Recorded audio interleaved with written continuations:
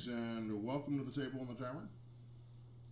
My name is Patrick, and this week, because we're playing some D&D, I brought along some friends. I'd like to go around our virtual table and introduce them now. We'll go ahead and start, I guess, to my bottom here, which is Gracie. Gracie, why don't you tell us a little bit about yourself and the character you're going to play? Yeah, so my name's Gracie, and I just graduated this weekend with my associates, so that was fun. And the character that I'm playing tonight, her name is Guinevere. She's a fighter slash paladin.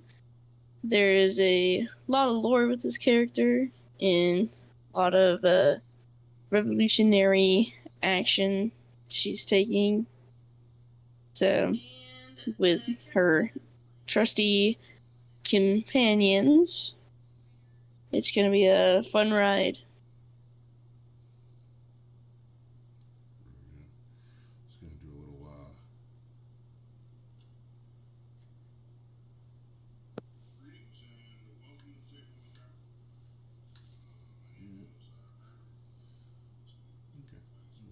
Very action. So I'm not going to have the benefit of.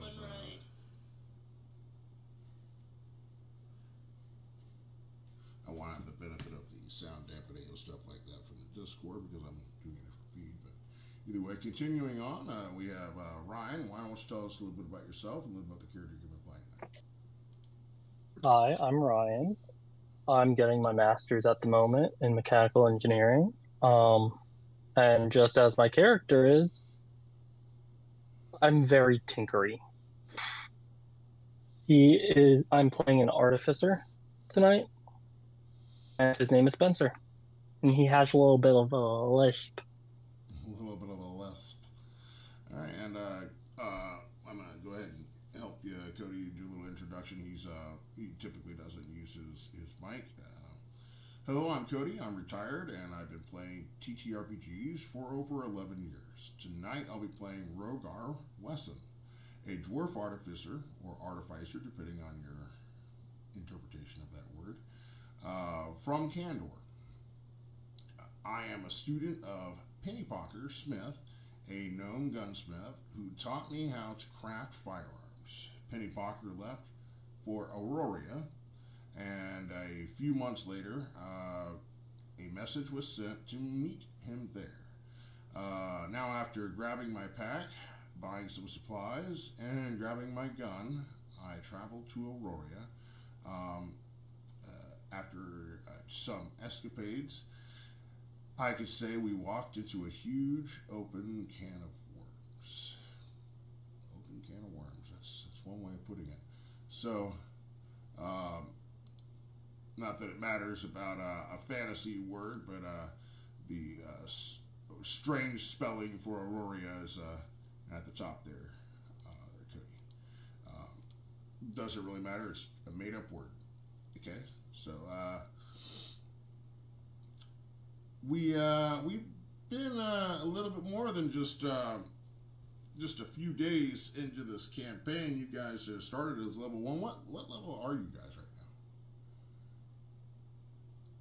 now? We're level 7. We're level 20. No, I'm kidding. Right. Not quite. A little bit to go for that. But so what does 7 levels kind of look like? What did you guys all have to go through in order to get to where you are now? Does anyone want to help me fill in some of that blank? You guys didn't start as adventurers. You guys started as cattle hands. Yeah, cattle hands. Yeah. So we started as cattle hands, then we kind of traveled off so that we're looking for other work because we all didn't really want to, just stay in one place.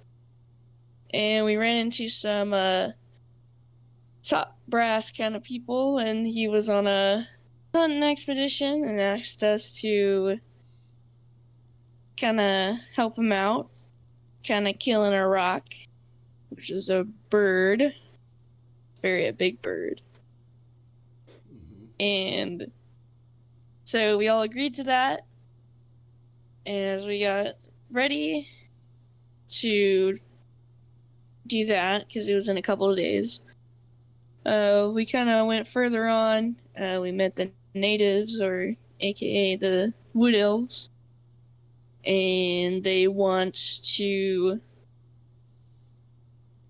of want to pull the Robin Hood kind of thing and steal the gold from the Duke. So I know one of our half wood elf friend, he wanted to help out with that. So that's kind of a side quest, another side quest for us to do. Then we went to go do the quest for Frankfurt, which is the guy who hired us. And so as we make our way over there, we had a few encounters. And eventually when we got there, it was a wild ride. So we climbed the mountain. Some of us kind of almost fell, but we were fine. We ended up fighting a hill giant, if I am correct. Stone giant, but yeah. Stone giant. Sorry, stone giant. Either way, giant's a giant, right? Yeah.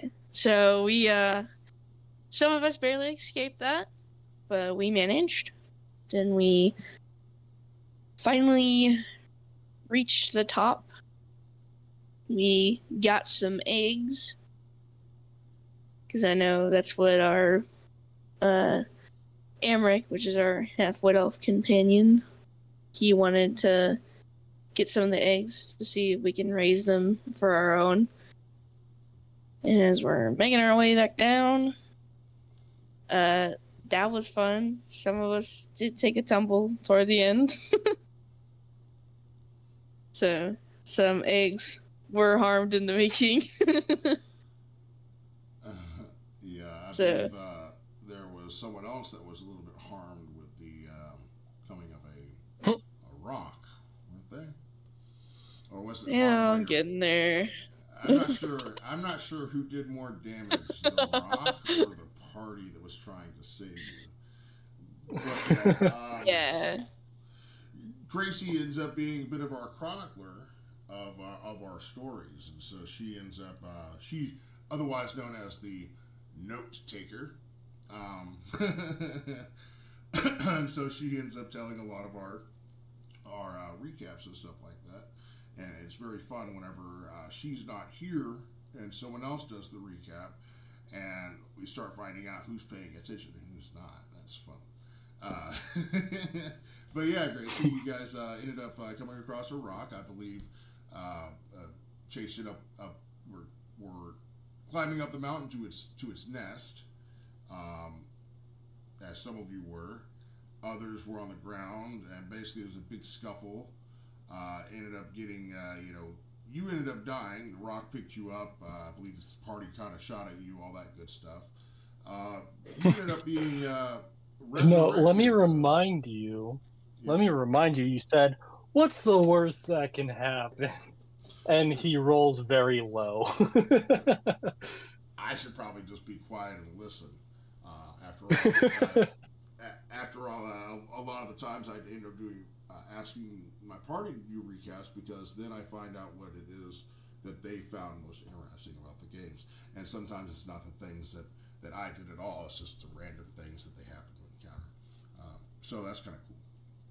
So I'm going to stop interrupting you and just let you continue there, Gracie. Go right ahead. No, all good. Yeah, like you said, I died.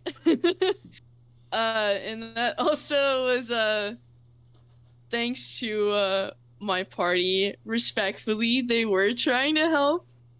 Let's just say their aim was very bad during that moment. So that was fun. But long story short, Amric's character, he begged the native elders, or the woodland elves, begged them to resurrect me So, and they did. So I am alive. I am not playing another character. Uh, so yeah, after we got resurrected, some of the party members stayed behind because we did end up killing the rock. So some of the wood elves took some of the meat, and obviously we took like the talons and I believe the head to Frankfurt, which was the guy we were working for, and he was very pleased, and he paid us very handsomely.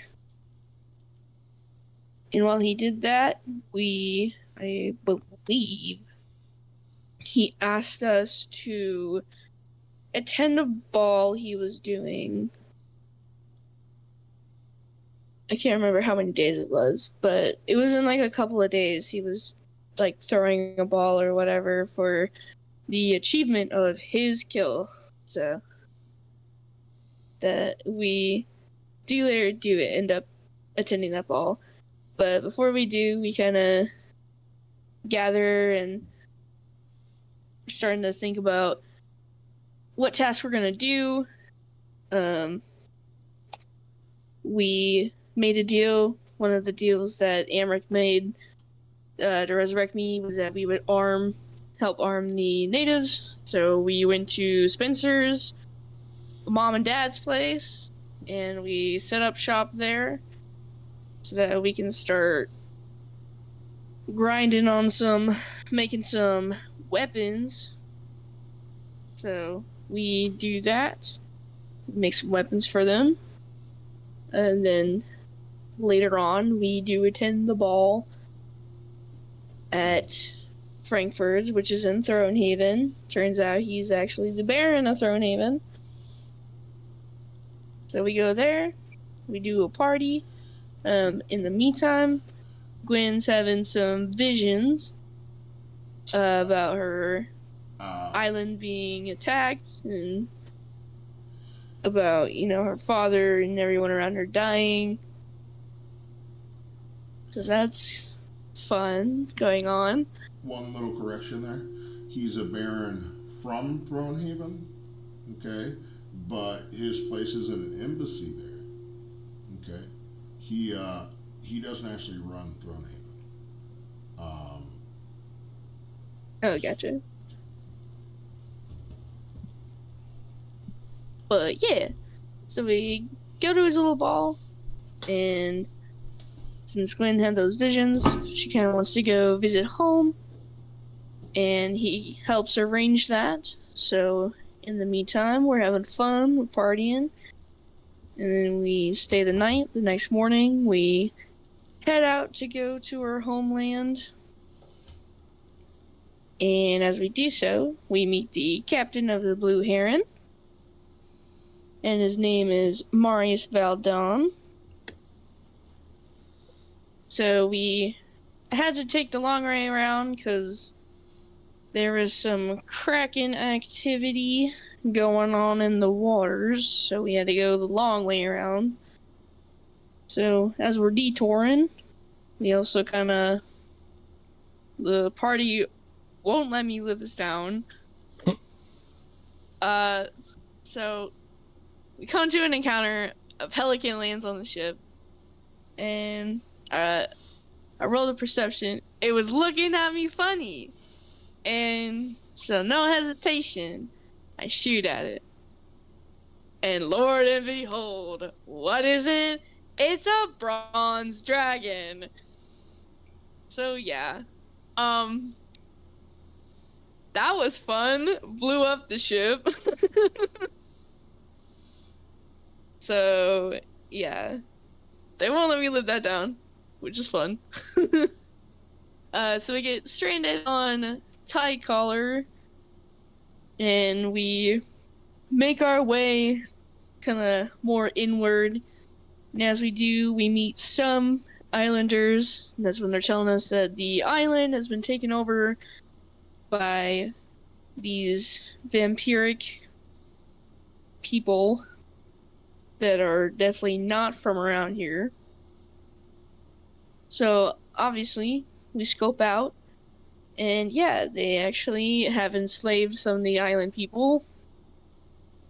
And we also witnessed the captain, or the commander, he gonna suck the life out of a woman. So yeah, definitely were vampires. So long story short, we armed up the people, and we also knew that there was some, was it Chimera?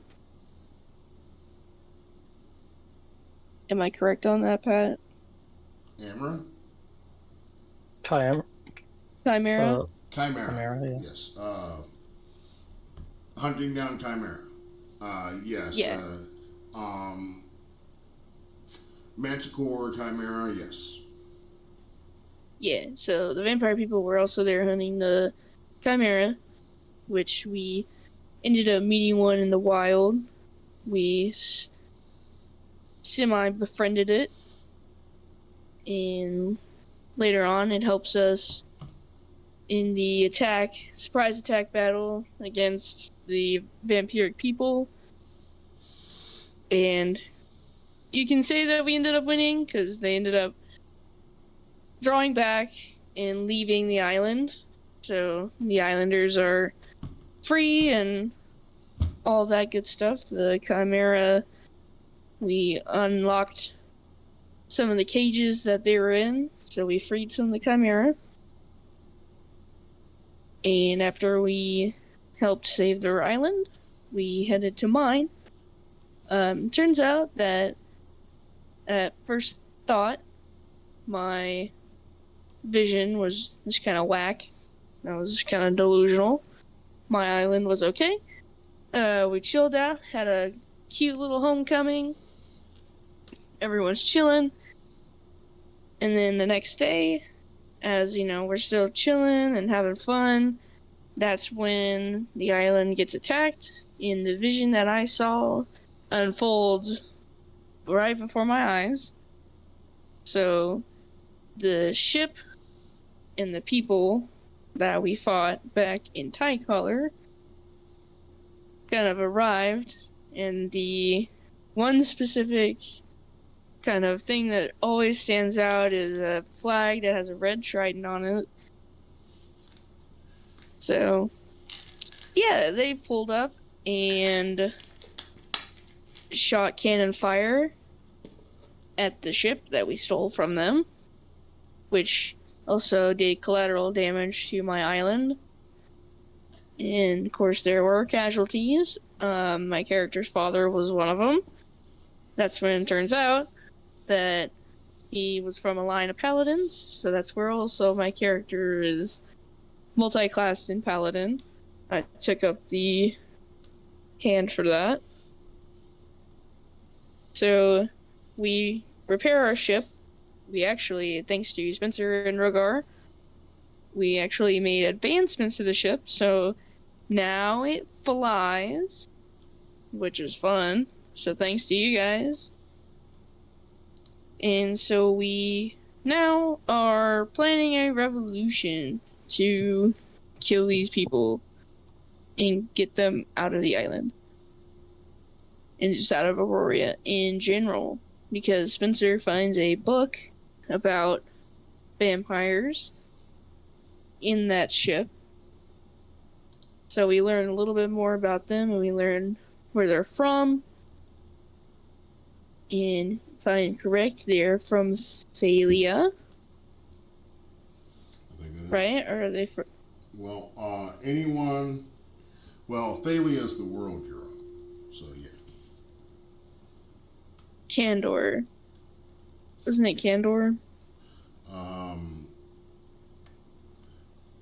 From Tasmal. Tasmal. Dang. I need to start with the T. So Tasmal's where Valencia and all them actually come from. Yeah.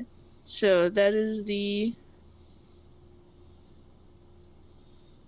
enemy So, with that, we go back to the mainland. We warn some people, and we start rallying troops and armies. So, with that, we go to the natives, ask them for their help, and ask to see if we can rally all the tribes. They said yes. They gave us some people. And as we're doing that, we head to, I believe, let me think. I believe we head to Throne. No, we had. Actually, if I'm right, we head to Ricker's Bay to go to the thieves and the outlaws at their place. So we go there. And just what? Just 1 second. So I have no problem with you recapping everything you guys have done throughout the entire game. In a way, I may have asked that, but I didn't really mean to like go through like everything and talk about every bit that you guys did. If you were to summarize what you've been through to this part, how would you summarize that? My bad. No, it's okay. It's okay. At least I know you've been paying attention. Yeah, so, apologies. To summarize all this up, long story short, Gwen's family got attacked, her father got killed, she wants to kill all the vampires, so with that, we're trying to rally all the troops, because it turns out the Duke is also working with them, and obviously the Duke is the head honcho over the lands. So with that, we're trying to start a revolution, and start to overthrow them, and get all the bad out of the land. And of course with that, there are some struggles and strifes. But we do end up meeting a few new people that join our party, which were Zil, Hito, and Lord Charlemagne, which Hito and Charlemagne are dragons. And Zil, he was a thief, but he changed his ways, because recapping last session, he actually sacrificed himself to save our party, because he killed Valencia for us. And in return, because of the axe that he stole, which had a very powerful spirit in it, it ended up taking his life. So with that, we went and tried to resurrect him, and it didn't work. So that is where last session left off. So we've had a little bit of other undergoings with everyone's little. I have to admit, it sounds a little bit like an origin story, doesn't it?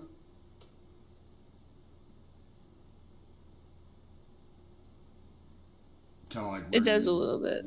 Kind of like your call to adventure, how you first became an adventurer, starting from level 1, going up to level 7, and now here you are in the thick of it. I kind of feel like that's how D&D should be. A call to adventure. But anyway, I remember because now we got a whole other group that plays on Tuesday, and they're playing the same game you guys are. Okay. They're a little bit slightly skewed as far as some of the timeline is gone. Some of the things you guys have done, they've done a little bit differently.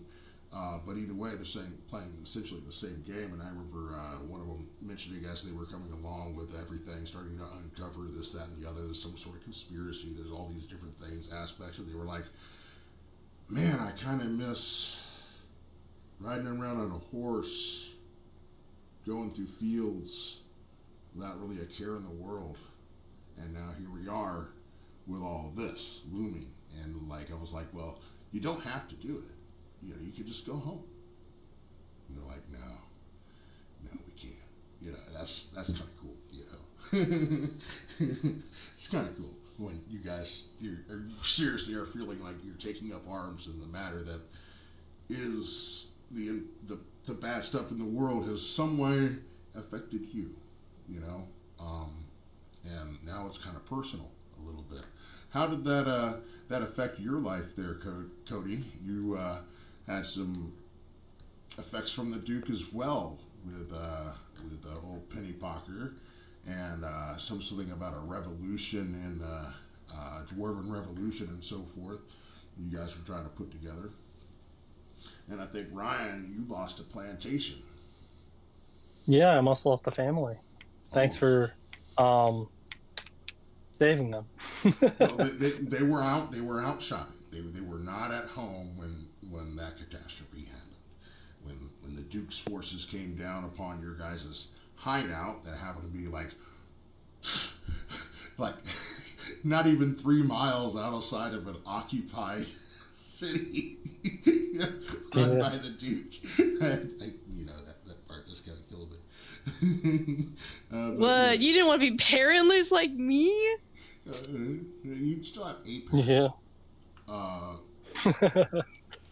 You're only halfway to becoming Batman. But yeah, I'm glad that you guys are having a good time with all the game and stuff. So yeah, leaving off with, after a large battle in the sky, most of you were in the sky, riding on the backs of dragons, as you guys were in a fight for your lives against a bunch of wyvern riders rather, from Chimeria, as you guys had found out, which would be also Tezbal. Zil did sacrifice himself in a manner, taking in the... Sorry there, Cody. Orton, yes, that was the city you guys were next to. Then Wrecker's Bay. Birds are terrible, sums it up, that is correct. We were working a secret plot, and Orton cracked down. And the next thing we know, Penny Pocker was on our ship and said Orton was different. So it's probably worse now. Okay. Yeah. The dwarves that you guys were rallying into a revolution that never came. And it just so happened that, you know, whenever you guys are trying to spark a revolution, you guys should actually probably do it a little bit quieter. Yeah. That's Who my said fault. I was done? Okay, fair enough. The Duke is still alive. Openly calling for volunteers to rise up against the Duke and the Duke's cities. Yep. Occupy cities.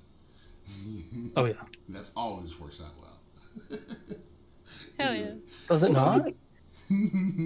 Wait, this isn't good? What do you mean?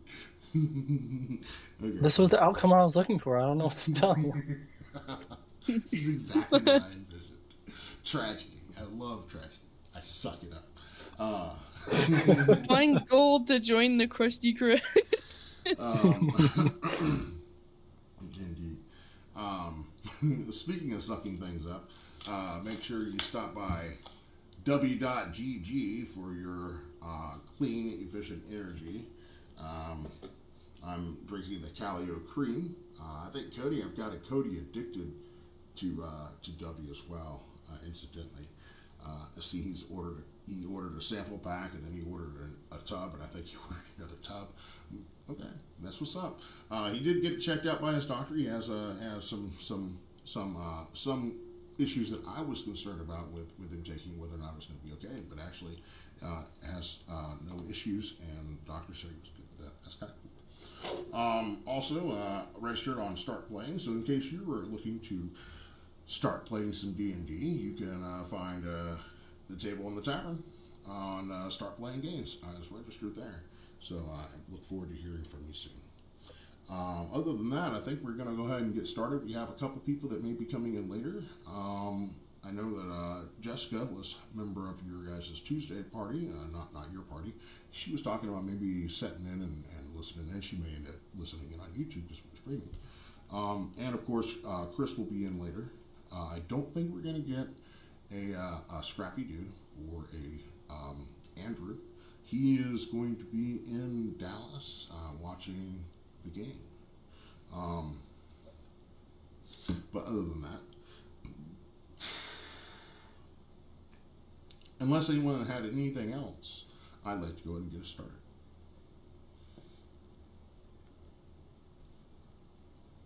I'll take that as a no.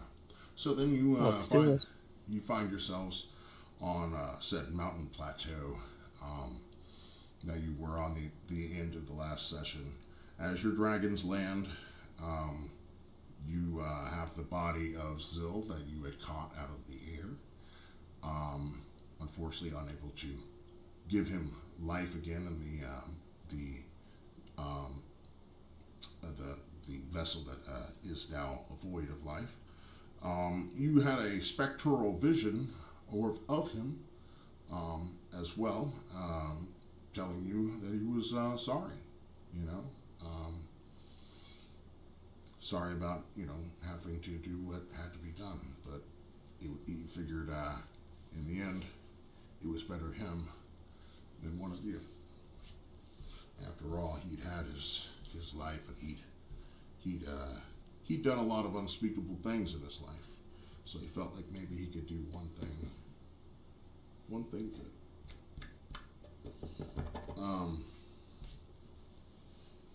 I guess in a way he kind of felt it was better than watching Quarter slowly kill himself. Sorry, not Quarter. Quarter's the other game. Pumpernickel. Nope. Chase. Andrew's character, Chase, was the one with the axe that was slowly killing him. The same axe that Zill used to kill the Duke or Duchess in a foul swoop that then ended up claiming his life with the power that he inherited was all too much to bear. And that same fate awaited Chase. I want to make sure you guys knew that. What happened to Zill would have happened to Chase eventually, one way or another. He would die.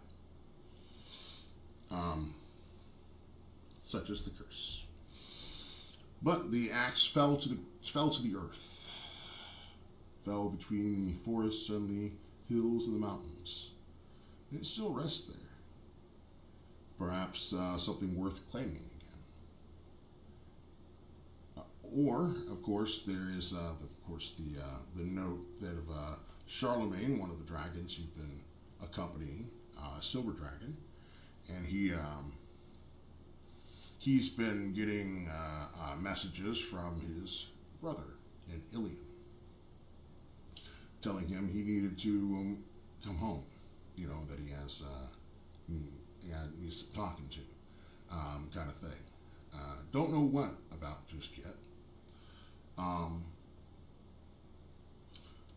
And of course there is the whole tree thing or whatever that's going on back there. Something, I don't know what you guys had going on back there with the big tree.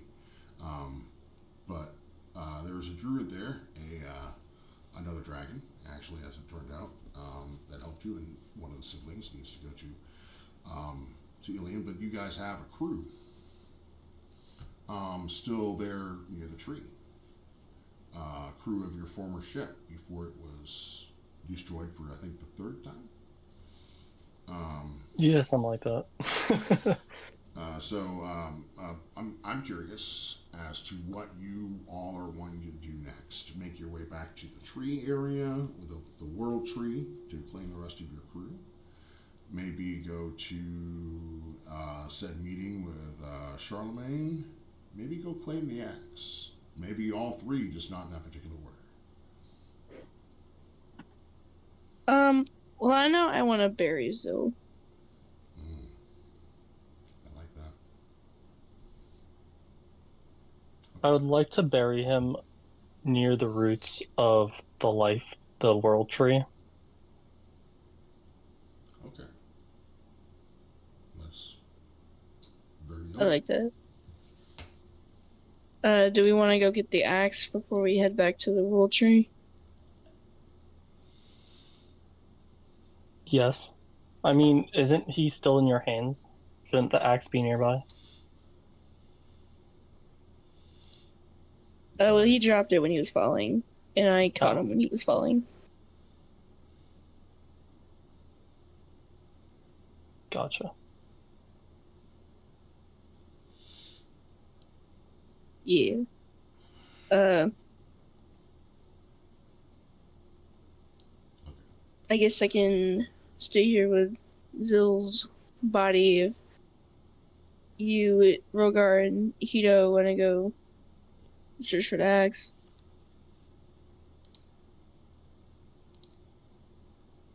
Yeah. Dragon's flying away, right?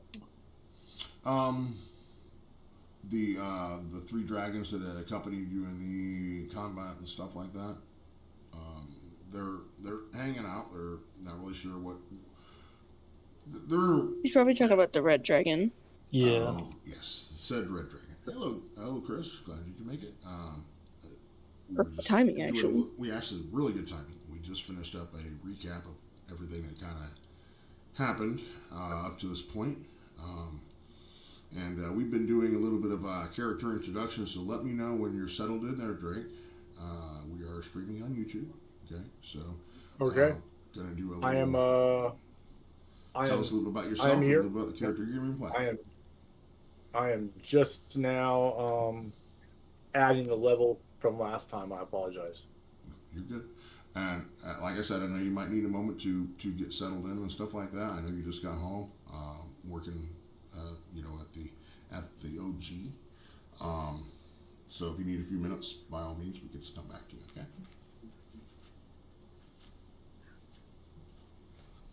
Okay. Okay.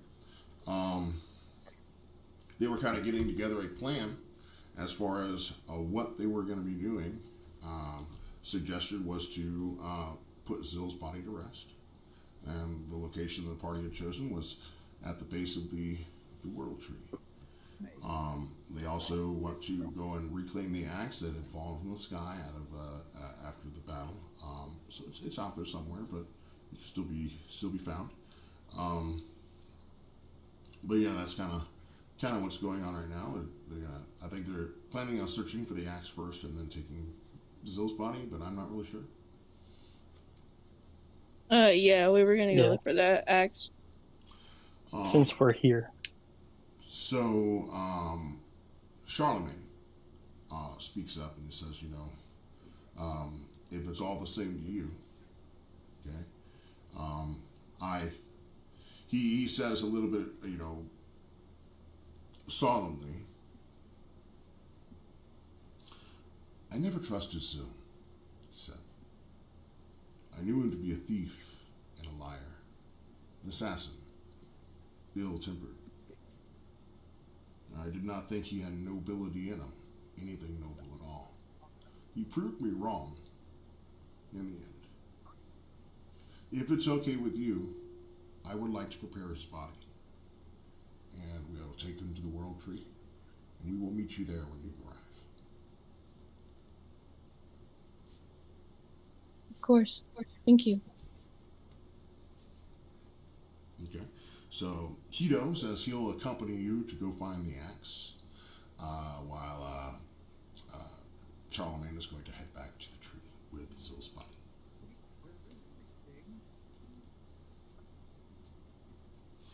All right. So with that, when we do some travel, there is something we end up doing. That is, we make some rolls on the random encounter table, which is always fun.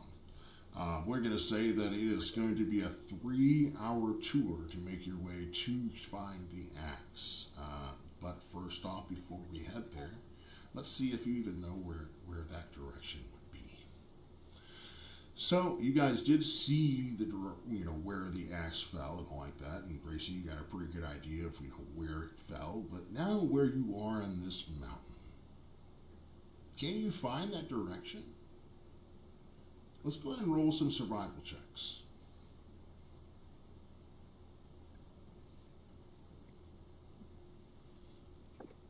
Yeah, that's an 8. Perhaps Amric may be able to assist. After all, he is this. Oh wait, no, you're not a ranger this time.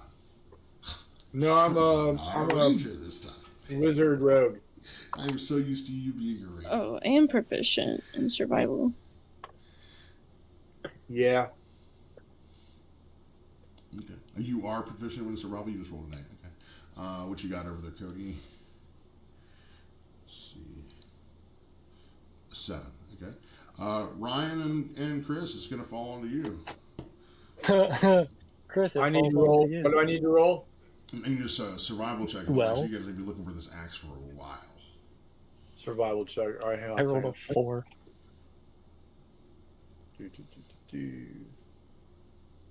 I'm in the edit part. I'm waiting for my character sheet to pop up so I can see what my survival bonus is. It's a +8. All right, here we go.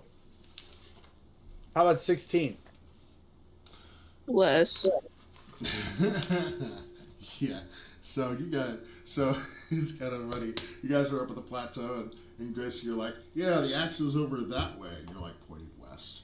Cody's like, no, it's over that way. He's pointing east. and Ryan's like, I think it's back that way. And Amber's like, you guys are all nuts. It's right over there. I saw where it landed.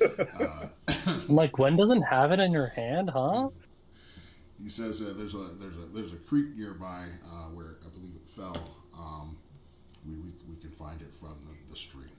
Okay, so you plot the location in your mind's eye there, Amric, as you can see creek the water line of what would be a river / creek, and if you make your way there, you should be able to follow it and be able to make your way to the axe. I explained that to them. I'm like, it's right that way. We got to follow the river line. Be careful, and we should be there. Okay. So with that, we're going to do a random encounter roll. Okay. Random encounter roll is going to be a 25% chance of running into an encounter. And if you do run into an encounter, we're going to see what you get. So who would like to roll that first? We're going to need at least 3. So, 3. Okay. Cody's going to make the first roll. I guess I can do the second. I'll do the third. If we survive that long. A 6. A 6 is definitely 25% or lower. So let's see. And I believe we are in some forested areas right now. And I think I have plains. I have water. And I think no, this is right here. Chad, we're not doing good tonight. Okay. Bless you forever sneeze. So this particular table is going to require a d20 roll. Who would like to roll that?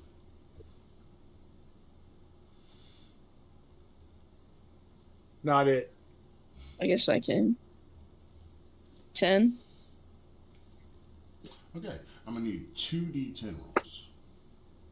Oh god, what did I do?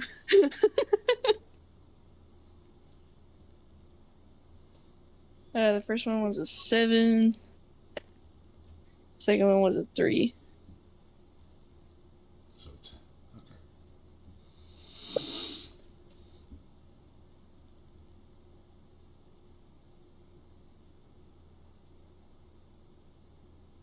Okay. All right.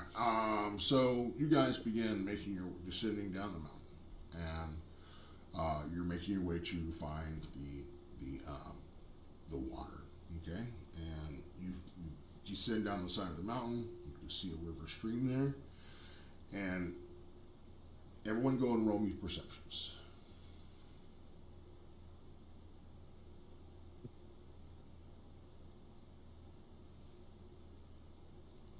Dirty 20.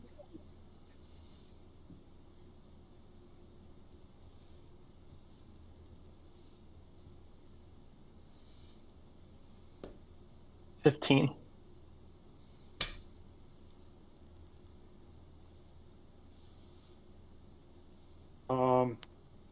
I rolled a 16. I'm not sure what my bonus is. I'm not on that part of my sheet right now. Okay. That's okay. That should be high enough to perceive. It appears you're not the only ones that were, looking for a river. As you come down to the mouth of the river, you can see just about less than a few hundred feet down the way. Let's say about 100 yards or so. You can see a small grouping of people. You first see their horses tied to some birch trees. And you can see that some people are mingling near their water, watering the horses and refilling some canteens. Upon first look, you notice these are not farmers, and they're not what you are the natives that you typically see around this area. You know their like from Veritha. They have on their, you can see that one of them has a red tassel hanging from their sword. If anyone recalls. Isn't that one of Vel's people? Something like or that. Valencia? If you would like to roll an insight, you guys can.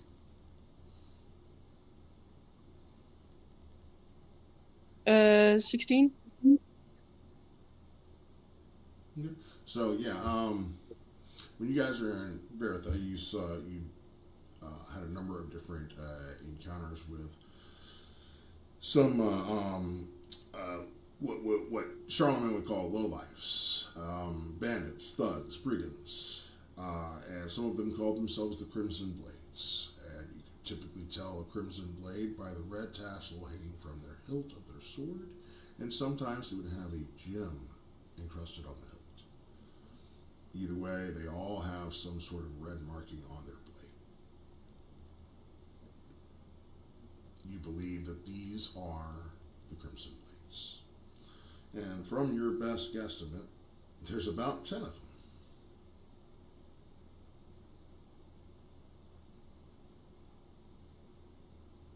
So, about 300 feet from you, there are 10 what you could call bandits down the road. They don't appear to have noticed you guys just yet.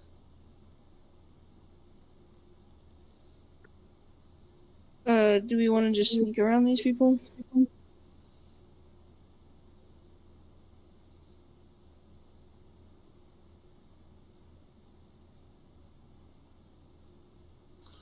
Ryan, you are muted. And Chris, what do you think? You want to sneak around?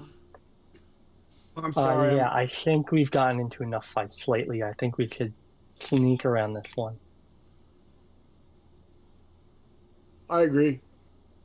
Okay. All right. So I'd like to do collective stealth checks. Okay.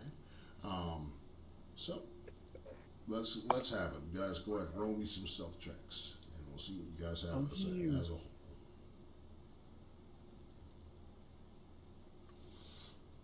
Uh, 17. 16.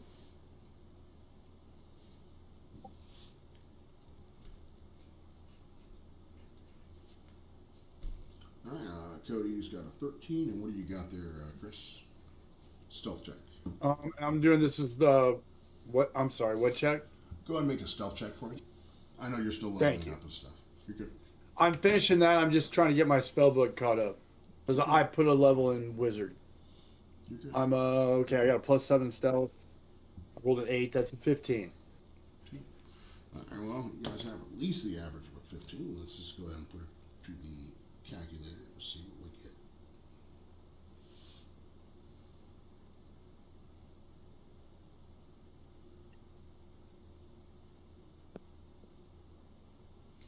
Yeah, 15 and a quarter. That's 15. Hard 15.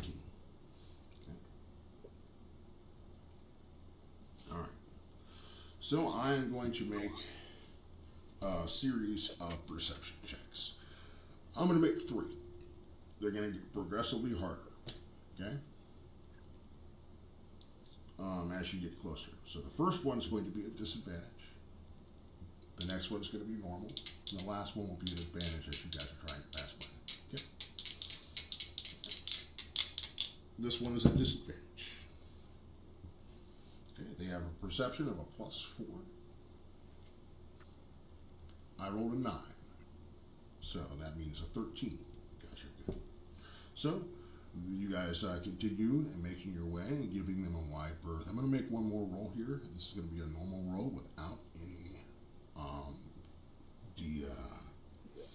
without any negatives. Okay. That is a 14 total, which means you guys are still good. Okay. So you guys pass by, and you guys are basically leaving now. Okay, leaving past them. You're going to get one last chance to see. Now, I'm going to give them advantage here.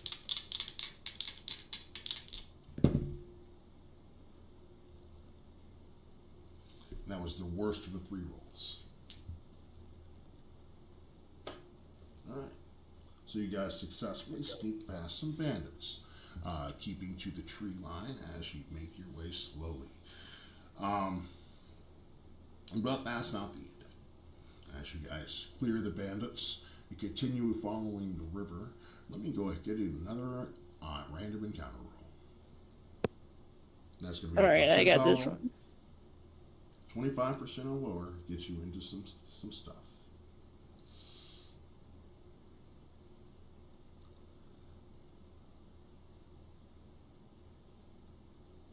42.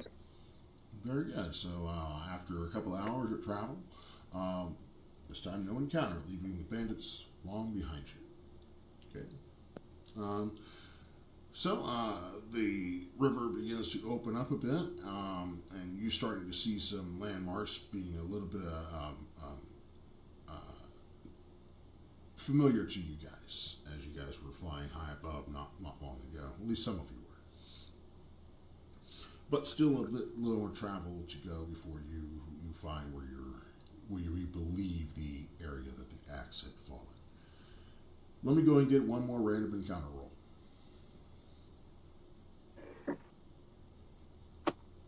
Yep. Just give me 1 second. 62. 62. So once again, I'm clear. All right. So you guys continue making your way down the river. When you see what looks like a small island in the middle of the river that is basically a bunch of rocks that have built up, but this is a landmark in which you recognize their Amric.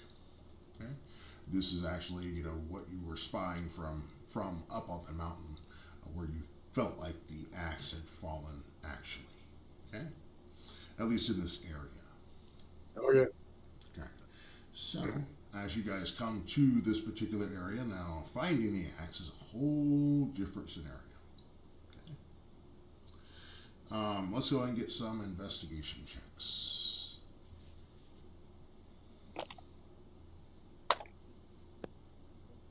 $18.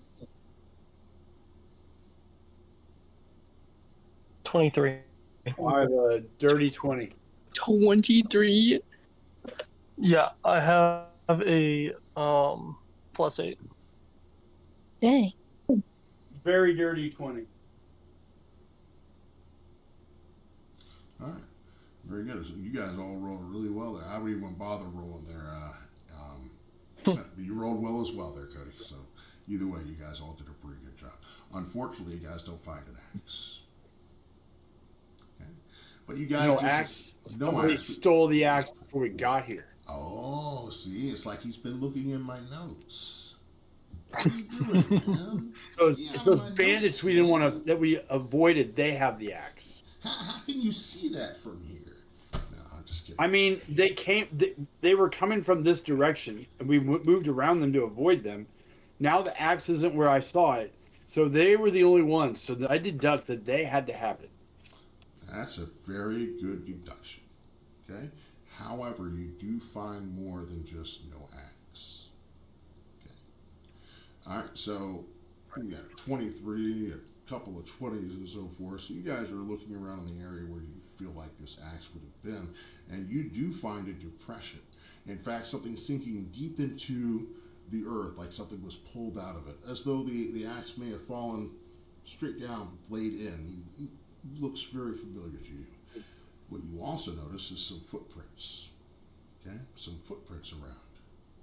Okay, but it's strange, and the footprints don't look human. Now you had a friend, Amric, a friend that you made in the Fae. Yeah, the satyr guy. The satyr guy. He's very strange. I don't remember his name. I'm sorry. Yeah. Oh, that's okay. I've got his name somewhere. I just don't have it in front of me right now. So you know, deer don't typically care for axes very much, but you're seeing what look like deer footprints here. Okay, roll me an insight, please. Deer prints. Deer prints. Let's see, 12 plus. I had a 14. Okay. So you don't feel like deer have amscrayed with the axe. Perhaps some. Yeah, probably not deer. Probably not deer, but no less, there are footprints of what would appear to be deer, and what appears to be the axe resting place here in the muddy earth, but yet no axe. You could surmise that something with hooves for feet may have picked up the axe.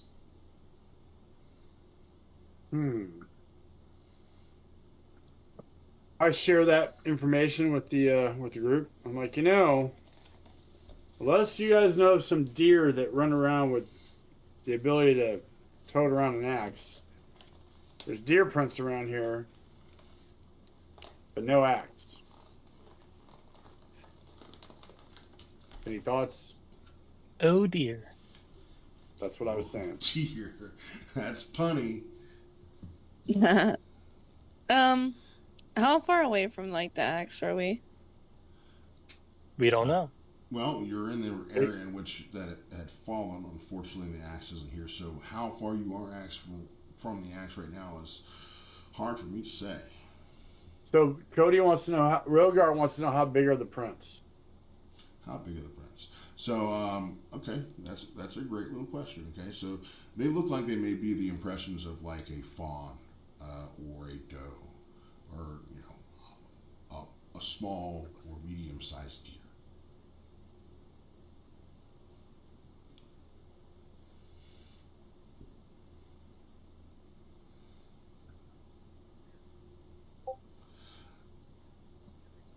No, from Amric's knowledge of his satyr friend. Once again, his name is beyond me. It's here somewhere, just not in front of me. He recognizes the prince as to be a satyr's. Oh, a satyr's prints. Mm-hmm. So it's not actually deer prints. No, they just look like deer prints. So it's another satyr. A satyr, right? So I look at my buddy. I'm like, is it a friend of yours, or you don't know? He didn't make the trip with you guys. He's back at the World Tree waiting for you guys, because you guys, the teleportation helm that you guys utilized could only teleport 8 people. He was not among those 8 people. You got the 3 dragons and then the 5 of you, which made up 8. So he ended up staying back with at the World Tree. So he's not around here at all.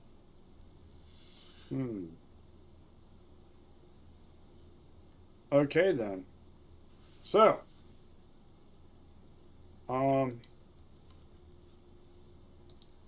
is there like a waterfall around? Is there a waterfall around? Roll me a survival check.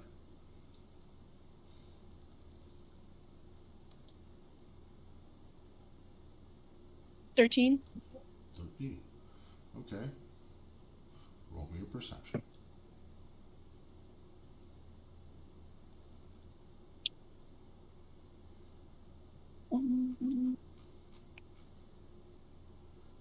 24. Okay.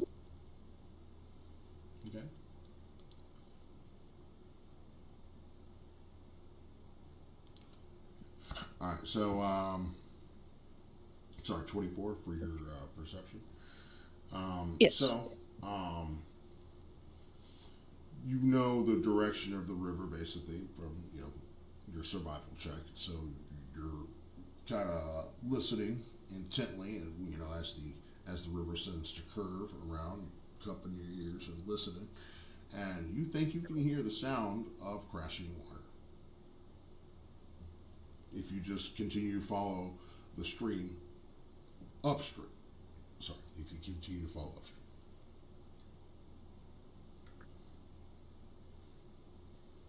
Oh, look at Emmerich. Do And your I apologize. I'm sorry, go ahead. No, I apologize for interrupting you.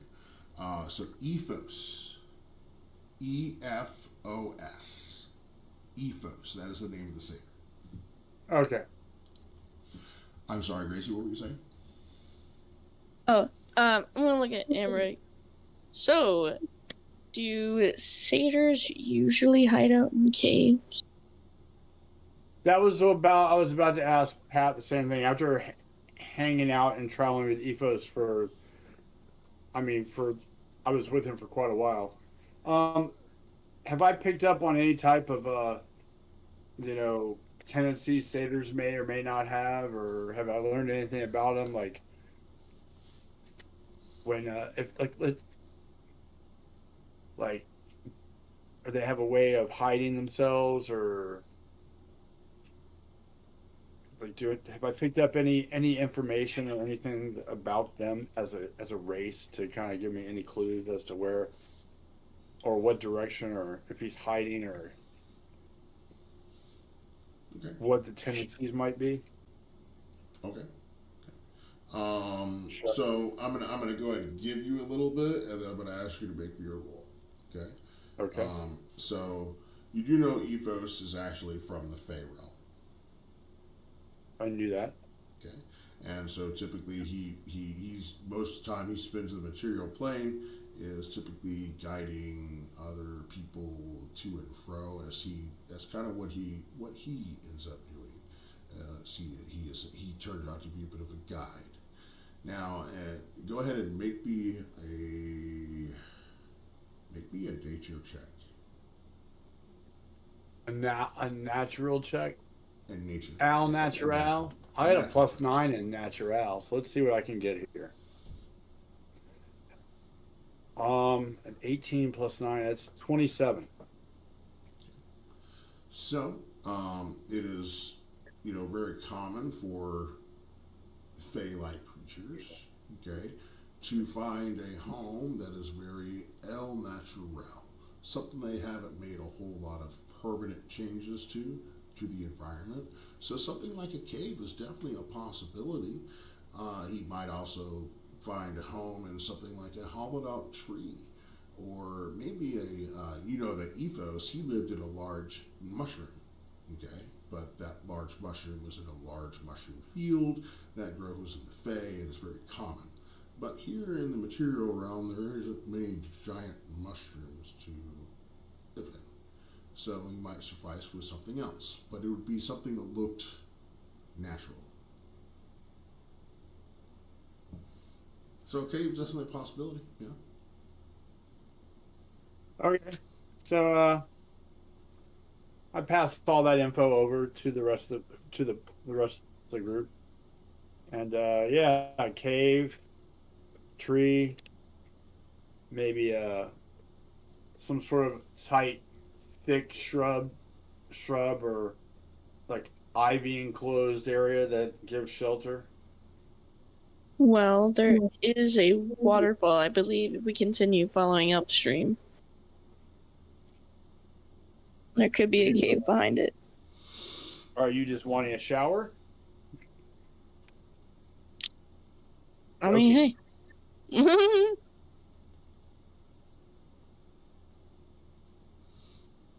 Video game logic, always check behind the waterfall. Okay, so as you guys begin to head off to go find the follow the entrance of or follow the river to see if there is a cave behind this waterfall. Okay. Let me go and get some perception checks. Perceptions. The perception I have tells me. Oh, We're gonna. You got a what now? It was 17. Sorry, I didn't know Chris was gonna talk. that's all right. I stopped talking for you. I rolled a nat 20 with a +5 is a 25. Damn. I'm sorry. I'm sorry, Ryan. I don't even have to speak. All right. It's like the No Doubt song, Don't Speak. I know what you're thinking. Okay, sorry. So, you guys are, following the river, okay? You guys begin to hear, especially Chris, you definitely notice. Cody, maybe not so much. You might be more intent with finding this axe or curious about, the projects that are getting set aside because you're not there dealing with your workbench. If you only had your workbench, you'd be able to find all this stuff. You're thinking about all that. What you don't hear, Cody, is the sound of a flute. Okay? The rest of you do. You hear the sounds of a melody coming from deeper in the forest.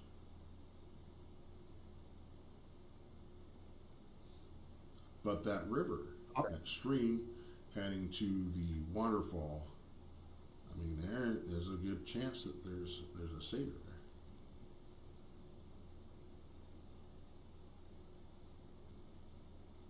You just follow the melody.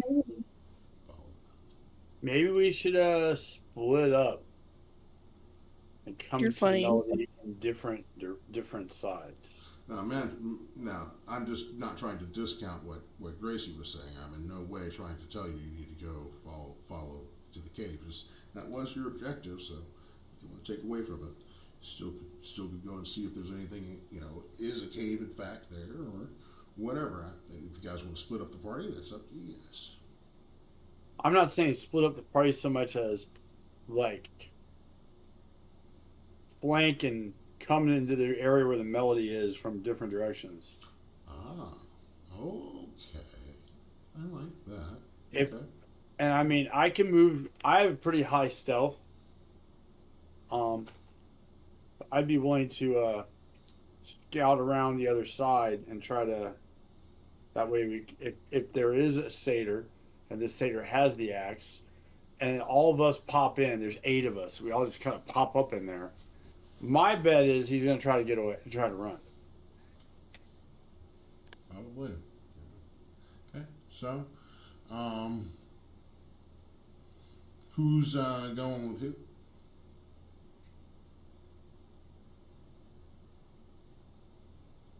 You guys I can go with Ryan. Okay. So Ryan and Gracie, and then Cody and Drake, or rather Rogar and Amric, Spencer, and Guinevere. Guinevere. Sorry, not Guinevere. That's Guinevere. Guinevere. All right. So you guys making your way into the forest. Is that correct? Yes. Okay. You guys can hear the melody beginning to get a little bit stronger and stronger. If you guys would like to roll me an insight, if you have any knowledge of musical instruments or whatever, you guys can do that. Roll a what?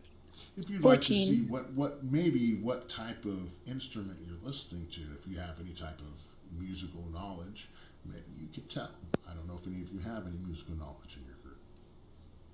Did you say roll an insight? Mm-hmm. Okay, Yes, that's what I thought. Do I have a musical instrument? I don't think I do. I don't think this character does, but we'll find out. Hang on. That's a lot of interesting stuff with this guy.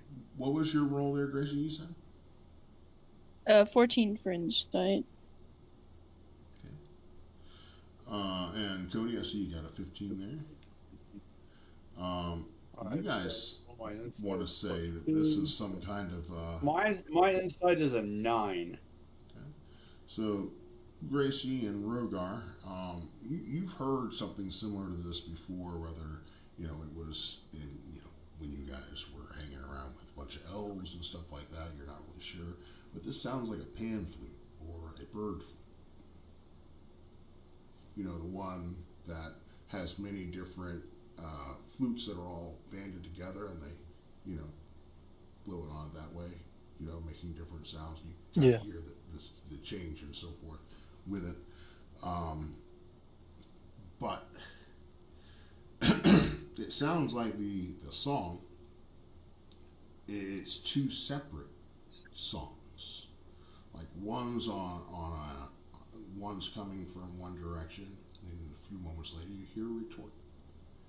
And then you hear it again, and then you hear a retort. There might be two of them. They're communicating.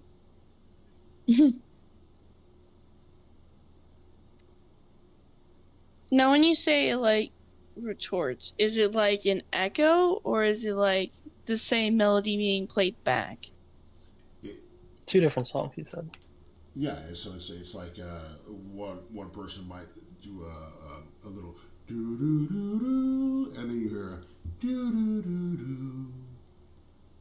Okay, so it's not the same chords; it's different chords, some sort of retort. Okay.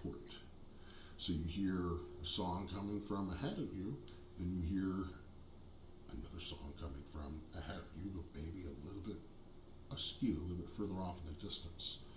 Like there's two different songs being played. But you guys continuing forward, correct? Yes. All right. Yes. Yeah. So as you guys continue forward into the forest, you're hearing these different melodies. Go ahead and roll me some perception checks. Oh, yeah. Oh, more perception. Oh, very perceptive of you. You're so perceptive. Now 20 for 25. Nice. 21.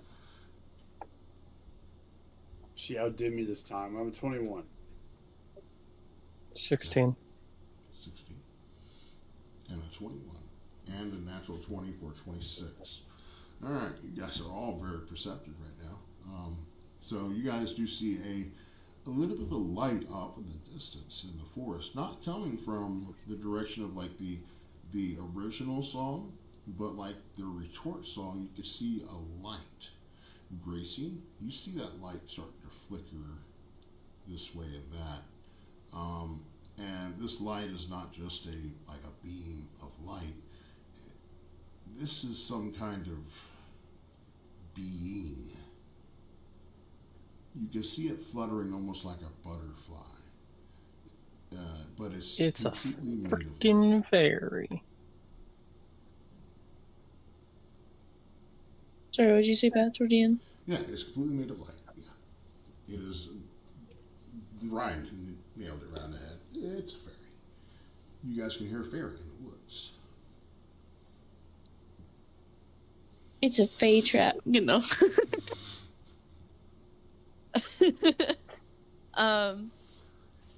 Pixies. So I let Ryan know that there's fairies up ahead. Really, you don't say. I was the one that in that one. So then you guys are hear the song one more time, do do do do do, and then do do do do do, and then you hear, "No, that wrong, noisy bug." You guys hear a completely different voice altogether. If you guys want to roll me some perceptions, you can. Perception again? Yeah, keeping you guys engaged. Struggling to roll above a 10. 18. I rolled a 12. 10. All right, so anyone Too many perceptions will make Amber not know what go on. anyone that rolled over a 10, you guys see what looks like a kobold. Okay, very small, about waist high to most of you, and he's angrily looking up, shaking his finger at a fairy that's flying above his head. He says, "No, wrong chord, noisy bug." So you got a kobold and a fairy arguing about the song being right or wrong. What would you like to do? Can I approach the kobold and ask him what chord do you want to hear? Okay. Does anyone else do anything, or is that?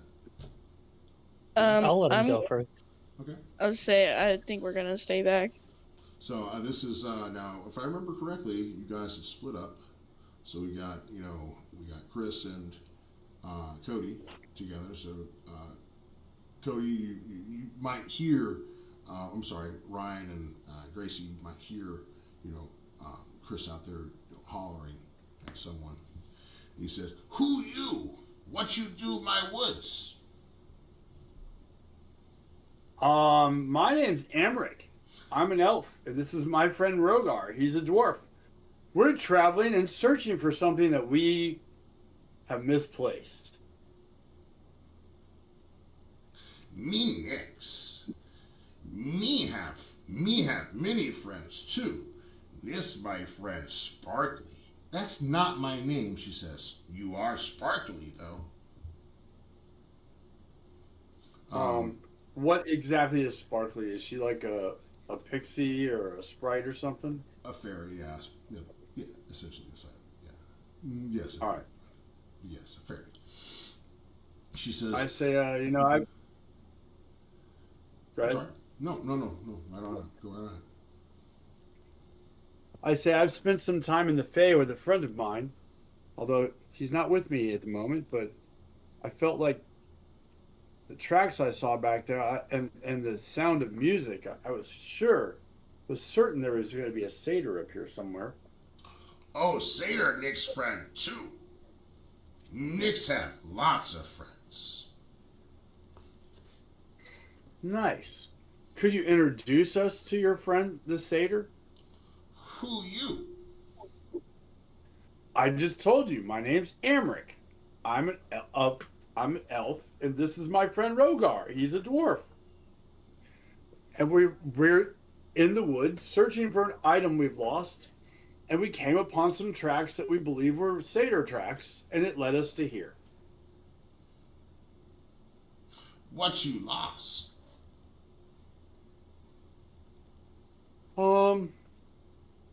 I look at Rogar. What are we looking for again? I mean, obviously I know what we're looking for, but I want to be on Nix's level of like, duh. Okay.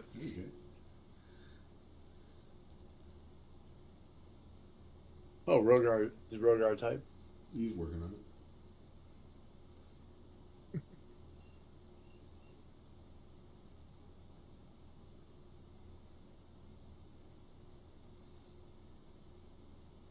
A sharp wood cutting tool. Oh yeah. Wood cutting tool. Yes, that's exactly right. Thank you, Rogar. I forgot. We've been in these woods for so long. You cut woods? No. Not big woods. Not trees.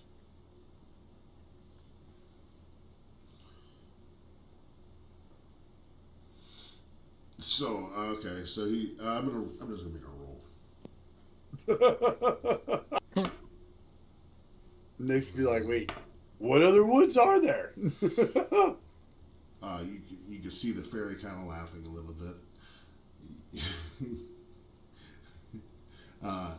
Fairy says, "I sometimes wonder if you even know how to breathe. If you, as dumb as you are, they're looking for an axe. Silly.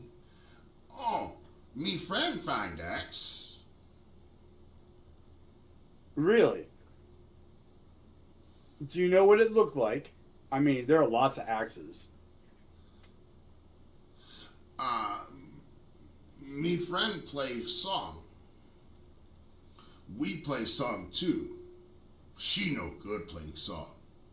Excuse me, she says. I'm very talented with my musical instrument, I must say. I've been practicing time and time again. He's like, you know good though. But anyway, well, I have an idea. Why don't each of you play first, and then she can play, and my friend and I will decide which one we'd like better. Okay. All right, very good. So he doesn't have like an instrument to play. He doesn't. No, I figured that. This is going to be my point. He doesn't probably play an instrument, which means that he's not better than her. So he shouldn't be giving her such a hard time about her playing skills. He puts his hands over his mouth and begins dancing back and forth. She's just like, oh my. If you talk too much longer, you're just going to be here all day. You're looking for something of an axe, is that right? I look at her, I'm like, yes. We had a conflict with a very bad individual, and the axe was something that we were trying to get back to someone, and the axe had gotten taken, but was also fell from a great distance and landed. We found where it landed some ways back in the woods, but it wasn't there. And that's when we came across the tracks of a satyr, and we figured maybe it would be among the fae in the area. So there's a number of us split up in the woods right now, so not to startle you if you come across any other strangers you don't know. They're probably companions of ours, but we would really would appreciate getting to speak to this satyr friend of Nix's and yours. And I mean, the axe he or she found may or may not be the axe we're looking for, but I would appreciate the opportunity to have a conversation with the person.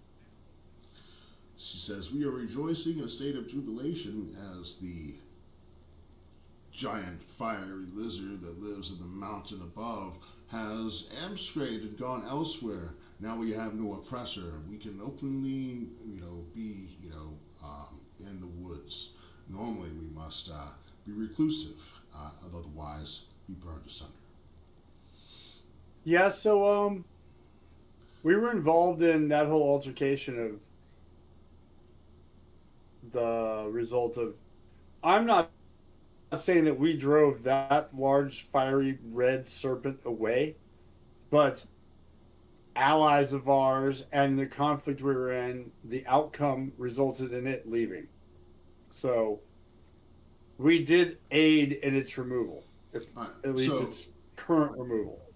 And I apologize. Gracie and Ryan, you guys are hearing, a bit of conversations and stuff like that off at the distance. You still hear the sounds of a song off in the distance. What would you like to do? Pursue the music, or go see who Chris is, or American Rogar discovered? Spencer's socially awkward by nature. He's going to stay at the entrance. There's too much talking going on. He'll probably bury his nose in a book. Do you want to come with me to the music? No, thank you. I'll listen from here. Thank you. Okay, well, I will get closer to the music. Very good. So, as you get closer to the music, you notice that the music tends to get further away.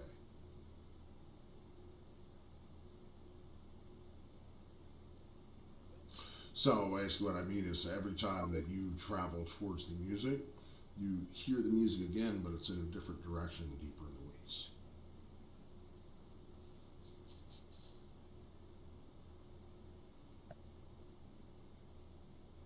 Can I make a perception to see if I can see anything around me? Oh yeah, sure. That's a 16. So you still see that light from, where that you saw before, the one that Chris had gone to engage. You can see it kind of behind you now as you guys have traveled beyond it, trying to find the other song. You know, you're not sure where that other song was coming from, but yeah, it continues to elude you as every time you hear it and you go up to the location in which it was, it seems to be deeper in the woods somewhere else.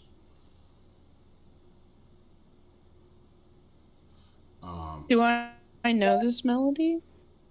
It sounds familiar, but you can't place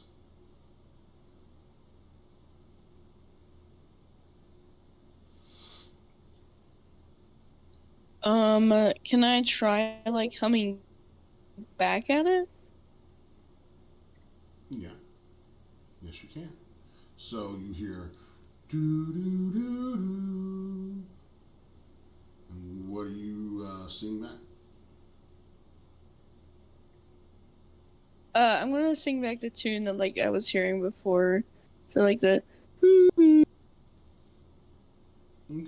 All right. So I feel like we're in the middle of the middle of Close Encounters of the Third Kind. Do, do, do, do. So yeah, as you continue to go forward, you can see him. That there's a guy out in the middle of the nowhere with a giant order of mashed potatoes, and he seems to be forming them up into a large pillar of some. I was about to say is that while you look back, Spencer's making a giant mud mountain. Totally kidding. And with leaves and stuff all around it. Okay. If anyone's familiar with the movie he's referring to, yeah. Okay. Anyway, so as you give a retort to that song, you can hear it again. Only it's closer, and it does the same melody. Do do do do do. A little bit different, but basically the same thing. And so you give another retort. You don't have to do it, but yeah, you give another retort, and then you hear it again closer. And next thing you know, out steps a satyr and a goblin. Satyr, about 3 foot tall, little horns like a goat, and he has like a little pan flute. And next to him is a goblin. He's dressed in. How would you describe Mario? I was gonna ask you if that was my buddy Mario. I mean, Mario dressed in green, almost like druid gear, because he was like a druid. Wasn't he a druid sorcerer? Oh, I think so. Yeah, he was a druid sorcerer. So he was he carried this little walking staff and had wore a green outfit. Out steps this goblin, all dressed in green with a staff and very natural-looking attire that seems to be made of the very vegetation that thrives in the forest that you are in, as well with a satyr with a bit of a grass skirt and a laurel of flowers around their head, and also a laurel around their neck, and then one around their head as well. Basically, just flowers and stuff like that. If you know what a laurel is. They say, well, one of them says, well, you're not from around here, says the satyr. I expected a bit of a fairy. You're not a fairy at all, but you're quite pretty, man.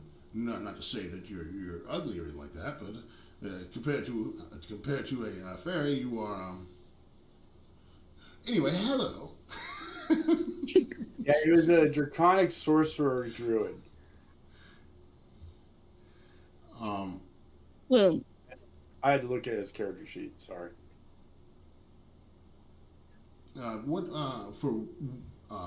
You have quite the beautiful voice. Might I ask what brings you to our woods? well, we sort of lost something, and when we kind of came up to its last known location, we found little I look at his feet. Little satyr feet. Ah, yes, yes. Footprints hard to hide, I suppose. You say you're looking for an axe. I recently discovered an axe that fell out of the sky and nearly cleaved me in twain. Oh dear. That is not good. Well, But yes, that is the axe we are looking for. It seems luck is with me and luck is with you as well. You seem to have found me on a very pleasant day as we rejoice for the giant worm that has left his hovel and has gone abroad. I believe we might have, if you're looking for an axe that happened to fall from the hands of a he describes this great scene in the sky of like dragons and so forth, and some kind of ugly looking dragon. He describes a wyvern and a big old battle going on all over the place. It was quite chaotic, and then a giant dragon that peered his head up, and some weird dude with some kind of strange purple aura cut off one dude's head, and the dragon flew away, and the dude fell from the sky, and then some other chick who was on the back of the dragon wing saying, "That was you. Caught that guy. That was you." That was me, yes. Okay, so you're looking for your friend's axe. How is he? I kind of pause.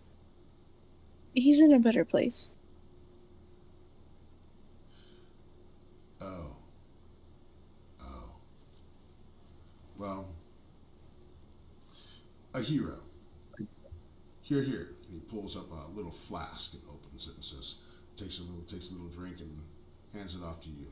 To a hero. I cheers. To a hero indeed. And take a little swig. So Mario says, "I'm a hero too. Big time." I believe him. Is that so? "I've been to the moon," he says, pointing up in the sky. "And back again." That's true. And he's been to the Missouri Dinosaur. And he's been to Dinosaur Island. Are you chewing the chocolate? I just kind of look at him. That's very interesting there. We all serve the Why are you chewing on the drawstrings of my hoodie? You are a pain. What'd you say, Ben? They say that they all serve a dragon too. A green one lives beneath the tree. Well, yeah. Oh. Mario did make a green dragon live behind the tree. Could you show me the way to your green dragon friend? She's asleep. She sleeps a lot. She's under the tree. She's still asleep. You can talk to her though. Talk to the tree. Put your heart on the heart stem. She can hear you. You can hear her. Not sure you want to do It's that. magic.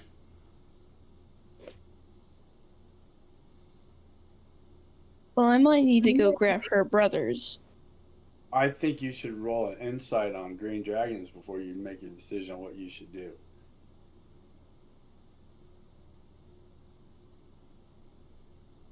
So, real quick, in our previous sessions, okay, who did exactly what he described?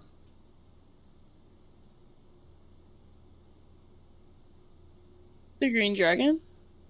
Okay, he said that the dragon lives underneath the tree. He says that you could put your hand on the heart stem and talk to the dragon beneath the tree. Someone in our party had a conversation with a tree.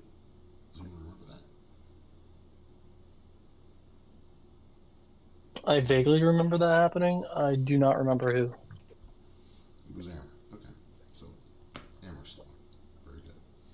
Yeah, it was me. Okay. Very good. I guess so you wouldn't be aware of it, but yeah. All right. Very good. I knew someone had. I couldn't remember who it was. But yeah, he says that the dragon lives beneath the tree.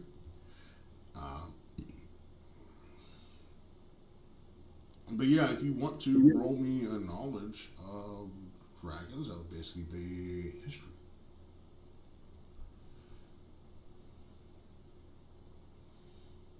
15. Okay, so from your knowledge of dragons, you have chromatic dragons, and then you have metallic dragons. The chromatic dragons are like the red dragon that climbed out of the volcano, and the metallic dragons are like the ones that you guys were riding on. Metallic dragons tend to be good, and there are different colors: silver, bronze, brass, gold, I believe bronze and copper. That was the one I was missing. And then with chromatic dragons, there's red, white, black, blue, and green. The chromatic dragons tend to be evil, and the metallic dragons tend to be good. And of the chromatic dragons, they say that the green dragons are the most evil, malicious, maniacal, and devious of any of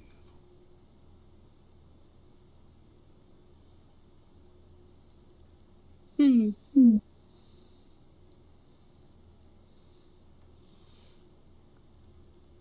I think I will pass on talking to. I don't want to wake her up. Thank you. You're welcome. So I'm just gonna the satyr's like, wait, not that kind of green dragon. It sounds very bad when you say it like that, Mr. Mario. But she is green. Yes, she is green. Well, she is the earth. Well, she's of it. She is the living embodiment of the child of Godu. She lives beneath the world tree. Her skin is that of like leaves, very much very green. Of course, she's resting now. Sleep there, deep slumber beneath the tree, waiting for the time when she is new.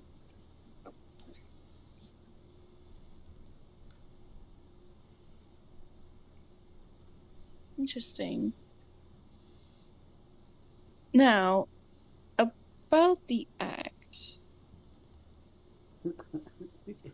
About the axe. Do you have it, or do you know where it's at?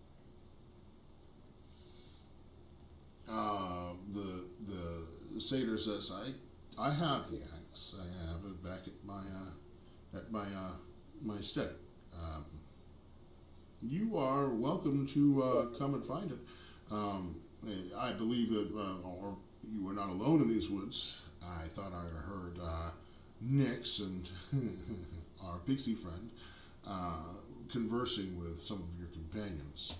You may want to get them before they get sucked into some sort of strange deal. Unless they have found them to be heroic, such as you, they may end up doing tricksy things to them.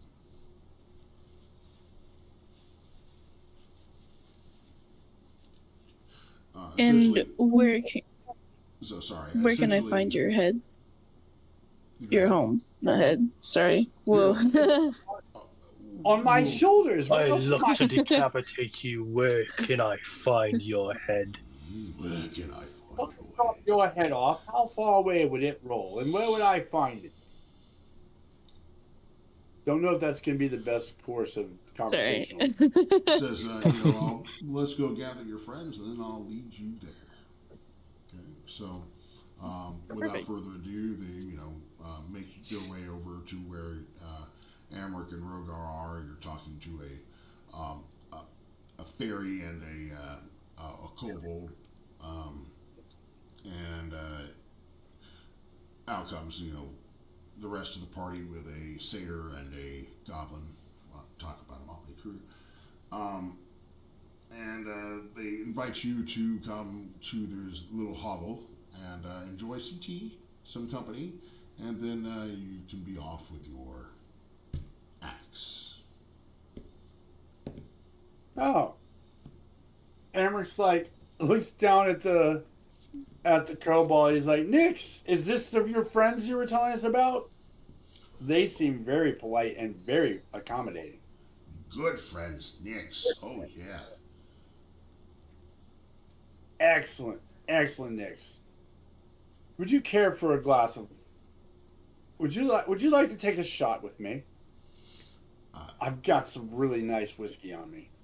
Whiskey? Me like whiskey. That's great. We get back to wherever we're going, and I pull out 2 cups, pour two, hand him one, and I take one. I give him a toast to friends and throw it back. Yeah, so he drinks the whiskey, and he's like, oh, and he spits out a breath of fire. That good stuff. Wow, he drinks whiskey and breathes fire from it. Maybe we should have him accompany us, and I can just give him the whole bottle. And whenever we have a problem, I'll say, "Take a shot, brother. Point that direction." I like that idea. Okay. All right, so you guys accompany. I see that we're getting a little bit late here. Let's get a move on here, right? So you guys end up following the satyr back to not a cave underneath the waterfall, but there is no cave underneath the waterfall. But that would be very, very, very good look. Good opportunity to find one possibly. After all, under just about every waterfall in Skyrim, you can find a cave. So yeah,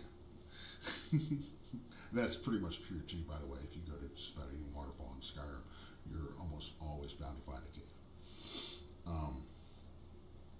So you guys end up finding what is basically a treehouse.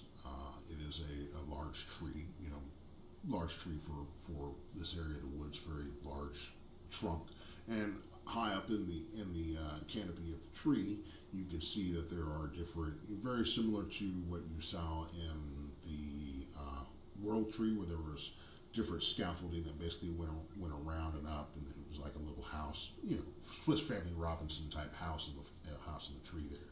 Okay, they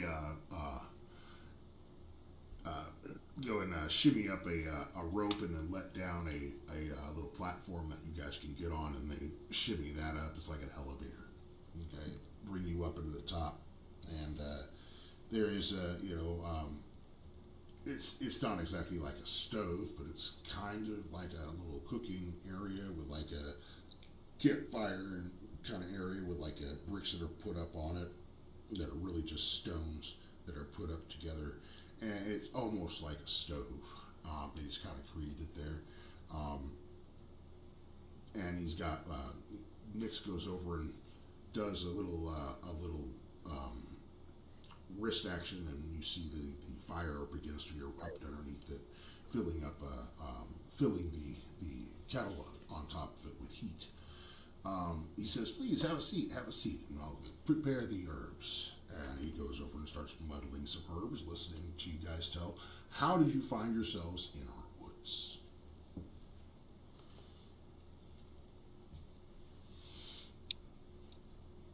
Kind of look around. Who wants to tell the story? Well, as I was telling Nix, and what was her name?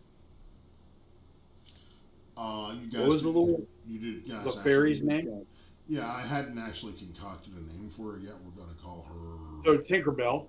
We were talking with Nix and Tinkerbell over here. We'll call her and we were talking about how Tinkerbell's music was great, but we were telling Nix and Tinkerbell exactly how we ended up here. We were over by the World Tree, and we were helping the elves at the World Tree with some things, and came across this this bad person. We'll just leave it at that. A bad person, a vampire of sorts, and we got into a conflict with them, and we were trying to get the axe to where it needed to be, and these people took the axe, and as the combat ended, the axe went flying off in this direction, and we came in this area searching for the axe, and without getting into heavy details about why and who and all that, that's the short version of it. But just know that the people we were in conflict with were very, very, very bad people. Very, very, very bad. Yes, very bad. Very, very bad. Up to nothing but no good. Up to very bad, evil things. Up to no good, are we? Okay. So, they say that's quite the story you have. Quite the journey you've been on. They prepare the tea for you, and you guys enjoy your tea and so forth. They don't trouble you too much with a whole lot of this, that, and the other, but they will produce you the axe. Okay, and they say that that they would like to thank you, okay, personally, for getting rid of the giant lizard that lives in the volcano. And they've been worried that they've been stirring him, and they knew that he was going to wake up any day, and that they would all be screwed. But thanks to you guys, they don't have him to worry about anymore. At least not for now. Any idea where they went?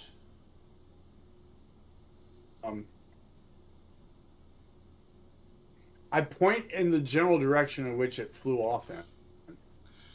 I guess it's better that than way. Here. I guess it's better than here. You're not 100% sure where they went. And to be honest, I really, as long as it's not here, that's a bonus, because it was going to be a problem. Okay, so the satyr, begrudgingly, he produces the axe and puts it on the table. He says, "Well, I believe that this belongs to you. Okay, I was hoping to hold on to it as a memento, but it does belong to you, and so therefore it should be returned. But we do owe you a big, more than just a thank you for standing up for those that could not stand up for themselves," they say. So, you now know where we are, and if you ever need our assistance, then you may call.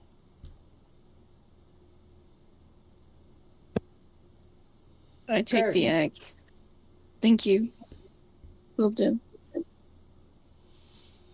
How they call, Nick says, how they call. And Mario says, well, with this, of course. And he pulls out a little coin. He says, you can use this. All you have to do is say my name, Mario the Strong. Mario the Strong. Well, sounds like a plan. So I'll let you take the coin. So it's just a little copper coin. It's just a common coin, a little copper coin. But yeah, okay. So you have Mario's coin there. That's fitting. There it goes. So basically, if we're in deep doo-doo, I can use Mario the Strong's coin, and Mario the Strong can come save us. That would be hilarious. Save is a very steep word there. But he'll definitely, definitely help you.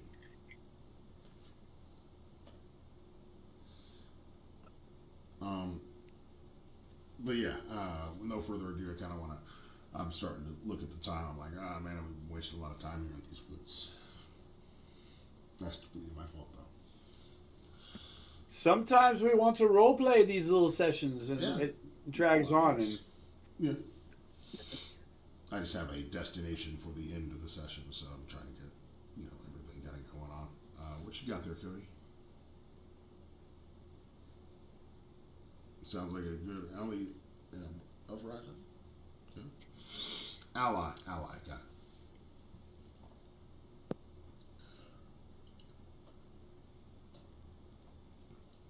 Okay. So, with no further ado, what do you guys want to do now?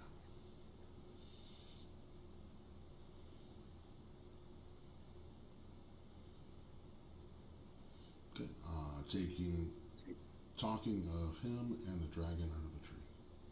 Okay. So he's like, well, so where are you guys going now?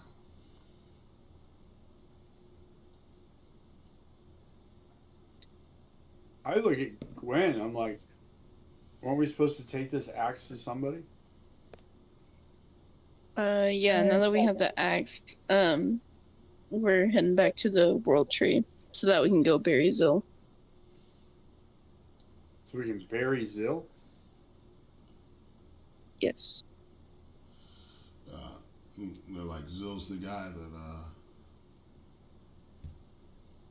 kind of died. Is that right?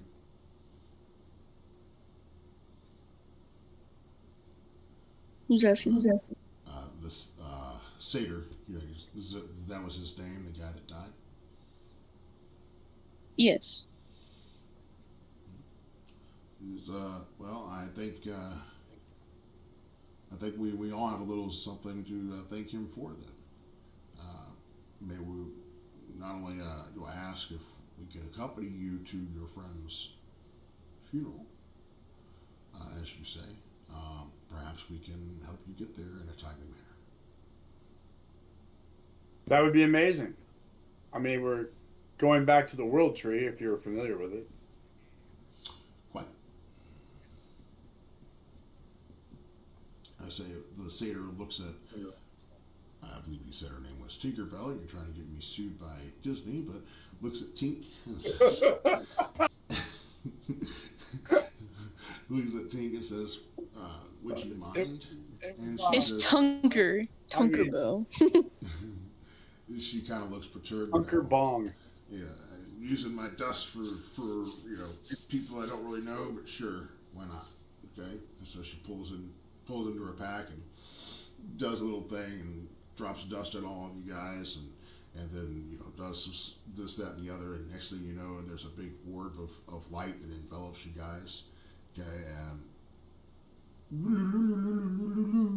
you guys teleport basically back to the Shire.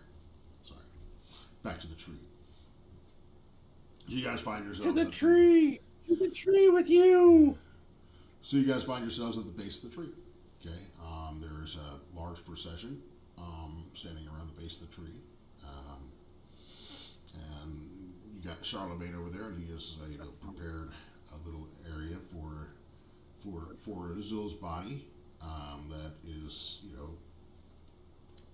set to be dropped down into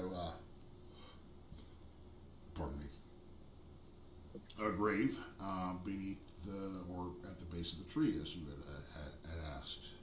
And Charlemagne looks up as you guys arrived and like, okay, well, we didn't want to start without you. Did you have any luck finding the axe?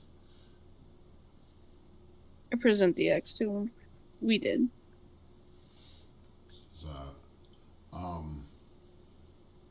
I don't really have the right words, Charlemagne says, nor do I think I would do him justice.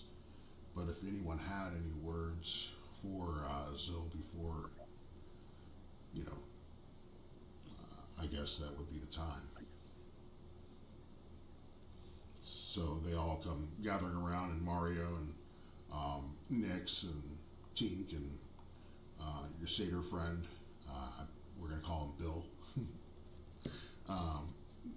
They all accompany you guys over to kind of watch the procession. You guys got a lot of different woodland animals that are about deer, and you see some like bears. You see like a tiger. You see like predator and what you consider prey to predators, kind of just chilling out. not wanting to murder each other or whatever, or run from each other, no fear, no nothing. They're all just kind of mingling about perhaps this tranquility of the Fae that allows that sort of process. You guys see fairies and pixies and elves and dryads that are all standing around waiting for someone to say something. Hold on. I'm writing it.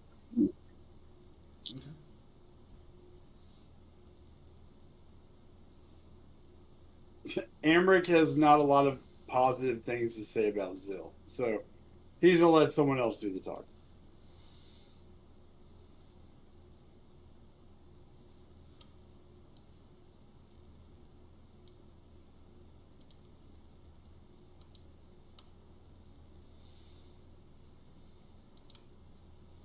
Doo-doo. Doo-doo.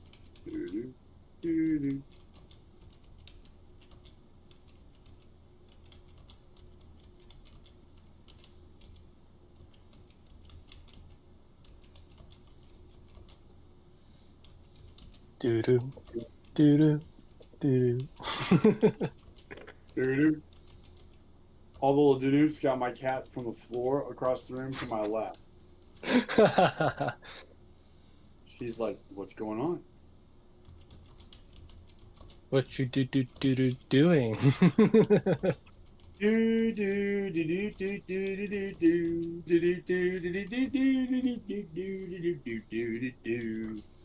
Although I will say that for the early days of my adventures with Zill seemed like a reliable and determined and focused individual.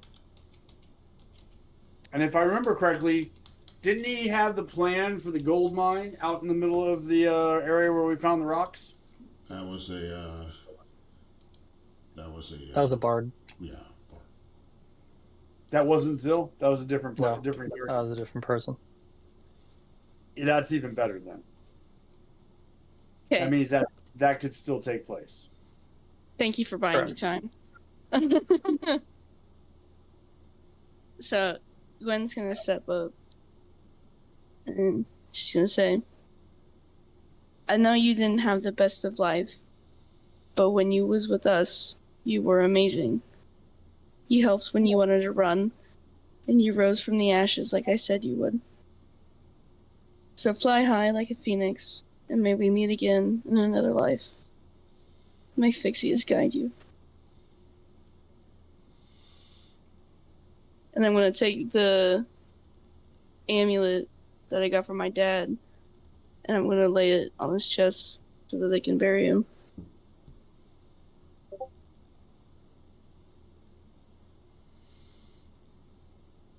Zill seemed like a scumbag, and I still think he was a scumbag, but maybe not as much as And I thought. still think he's a scumbag. Was that Rogar? Maybe not as much as I thought.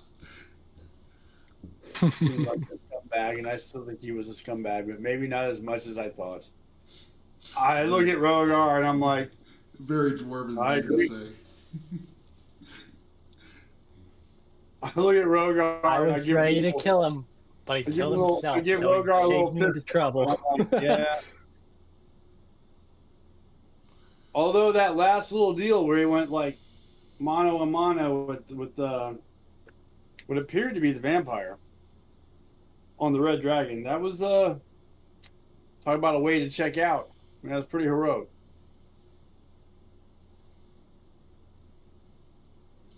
Charlemagne listens to you guys all talking. He says, I never trusted this one.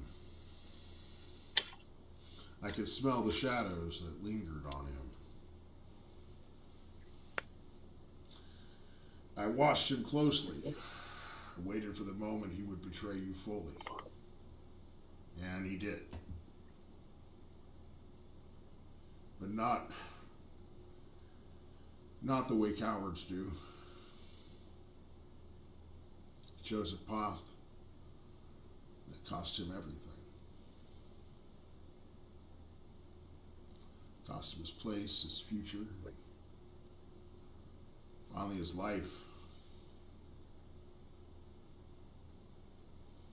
That's not the acts of a villain.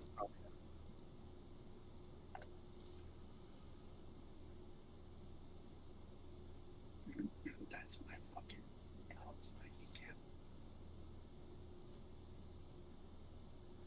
Of course, I would not have trusted him to guard my hoard by any means. But, may the shadows that he walked in life finally give him release in death.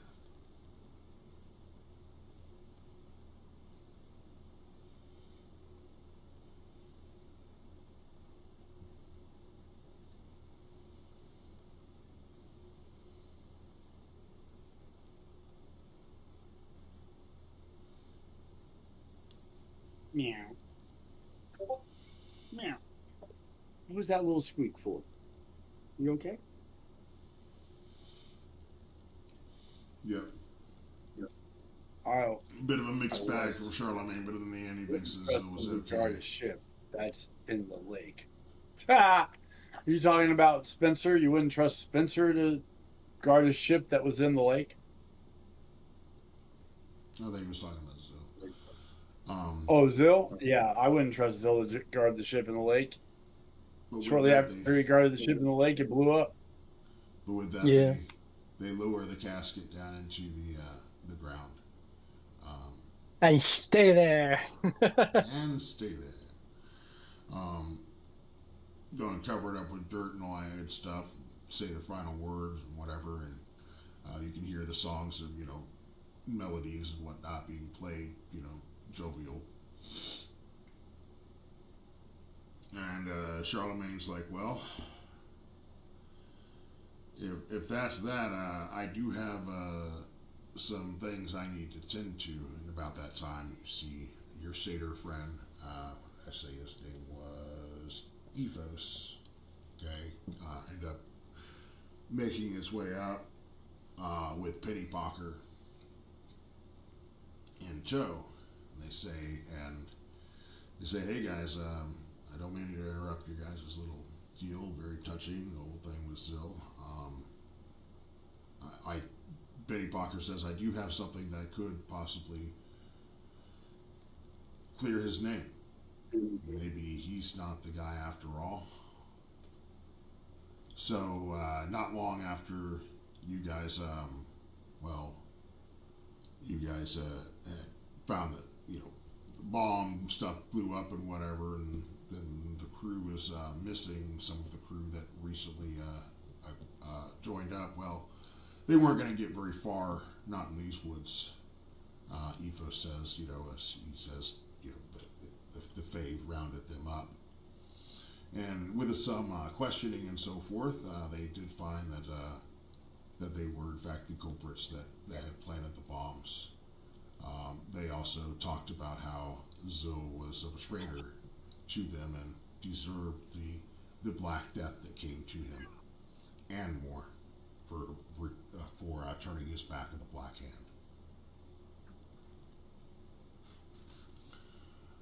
So could give you some closure for Zill. Maybe he wasn't such a bad guy after all.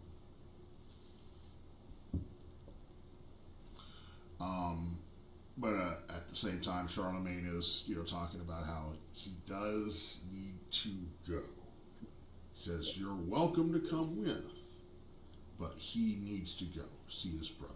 He's been calling and waiting on him. I have stakes if we want Zill to stay there. What? Yeah, stake him down there like he's like you think he's a vampire. And it's all a trick. If that's what you feel is necessary, Cody, you're more than welcome to stake him into the ground and make sure he sticks. Stake him through the heart and bury him? I'm not gonna take part in that, but I'm not opposed to it. I think he's fine. He's buried. Let's leave him alone. But as in Charlemagne business, yeah, I'm down to go with Charlemagne. Okay. She just wants to ride the dragon. my dragon buddy. You're just mad because you didn't want to ride on a dragon. I rode on a dragon.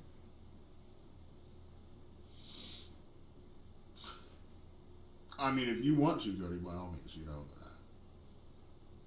You'd like to drive a stake. I only have 5 stakes, and after hearing new info, not needed. Okay, that's fine. All right. I got 4 or 5 stakes if you need extras. So Charlemagne wants to know if you guys are going with him or you guys staying here. I'm going with him. Yeah, let's go with him. Okay. Family road trip. You know, so you guys essentially all like hold hands and stuff like that, say kumbaya. His little magic helmet warps you from where you guys are and takes you across the expanse. Light envelops you, blah blah blah. Yakety spackety. You guys end up on a well, you guys are in what looks like a castle. Okay, at least the audience chamber of a castle, but it is very empty in here. It doesn't look like there are any chairs or anything like that, except for one throne up on the. Wait. Sorry. Was this the trek to Ilion, the island? That is correct. I'll accompany. Okay. I will take that trek. So you guys find yourselves in the throne room. There is a throne that's sitting up on, you know, a raised platform. But there's no like tables, chairs, or anything like that in here. There is a man standing next to the throne as you guys warp in. He kind of turns his head to you. You hear Charlemagne, you know, well, hello, brother. And you see the guys all dressed in like golden robes and stuff like that, gold, blonde hair.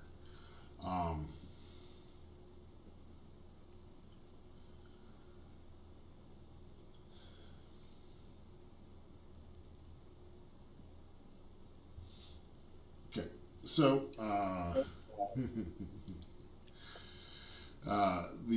the man turned around and looks at the group of you and says, "Well, when I summoned you too, I didn't expect to get. Who are your friends?"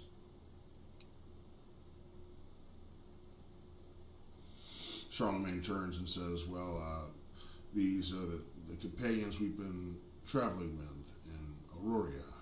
This is Renavi, Spencer, Rogar, Chase, and Amric. They've opposed the Duke's rule in Auroria and done well for the realm. And we stand by their side. Yes, and wear your true dragon forms openly, it seems.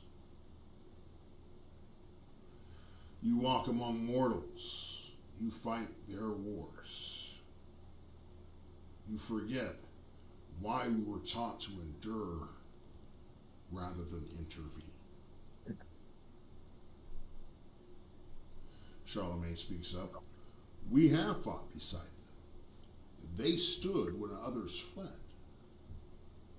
The world has changed, brother. And the fears, our old fears, no longer bind us." Hito speaks up. He says, "Yes, the Dragon Bane is a story meant to frighten hatchlings, a relic of an age long dead."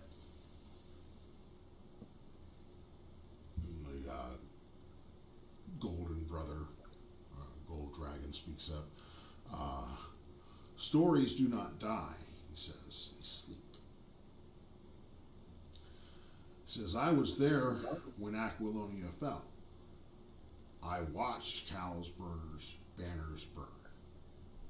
I saw dragons greater than any of you cut out of the sky and butcher. The Dragon's Bane is not a man, not truly. He was a purpose, a mortal that was sharpened by gods. And Charlemagne speaks up, yes, but he was slain. We know this. The records tell of his fall. He speaks up again. He says, no, he was never found. He learned our habits, our pride, our mercy. And if he lives still, or if his teachings endured, then every time a dragon reveals themselves, every time his wings darken the sky,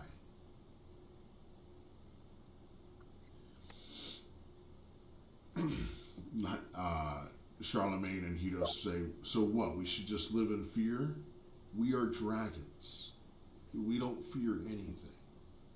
And he says, well, that's part of your problem, your arrogance.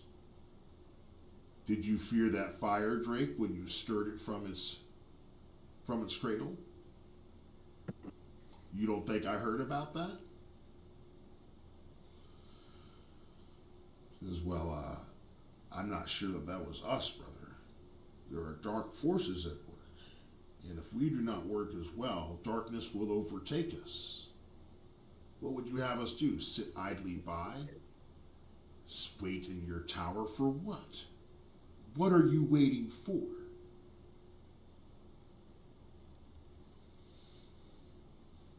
That's no matter. You will draw their attention. You will draw them to us. It is more than just yourselves or myself that I fear for. It is for all of us, our kin.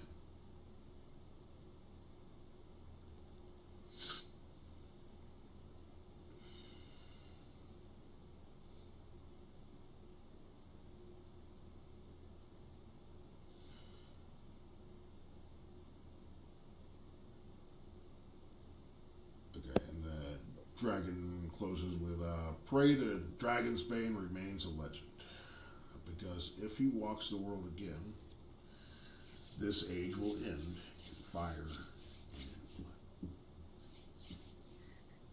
Charlemagne says, so what would you have us do now? I would have you remain here. Remain here where I could see you, where I can watch you.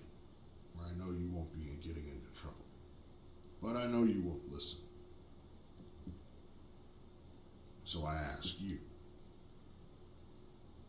what is your plan now, brother? And Charlemagne just turns and looks at you guys. I don't know. What is our plan from here? So my question above game is, did we, since it looked like Valencia was killed, we think that's what occurred. Did that effectively end the war that we were going to start? I don't know.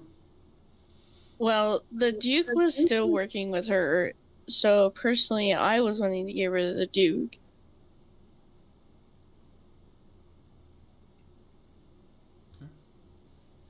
Murder spree? Because we still have all the troops rallied and stuff, so one of those were with Valencia gone, he's vulnerable.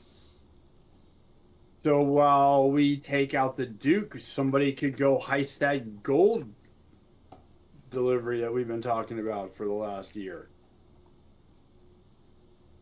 So, unless you guys are talking in character, I can't help you. I don't know. I don't know if you guys are actually saying these things, or... Are we still with the dragon, or are we back at the World Tree? He's asking you guys what you were doing next. You guys are in the audience of this gold dragon as a man. You know him to be a gold dragon. Okay. So we were working on freeing the people of Auroria from the this This vampire mess. this Duke that seems to be taking advantage of the people. Even the elves, the tribal elves that are basically my people, have come to like really be at wit's end with them. So we're wondering if that might be not the best plan for us to continue and relieve this this despot of the control that he has at the moment.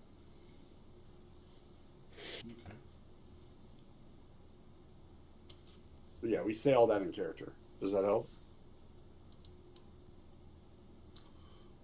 All right,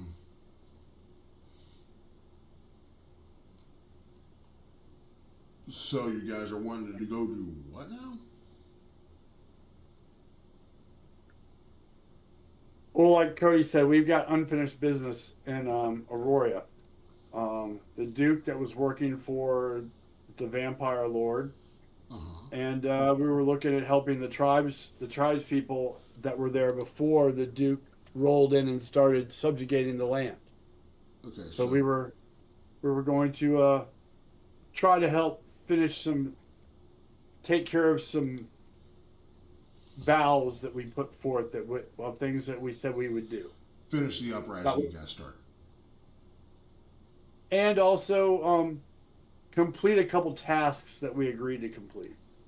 Okay. So you're very well.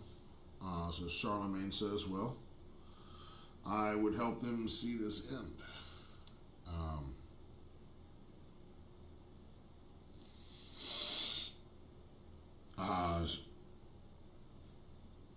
Charlemagne says, well, what would you have of us there, brother? Says, if you return to Auroria,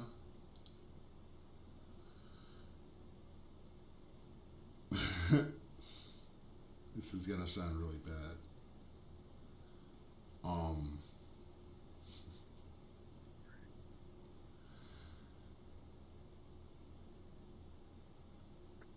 I love gold.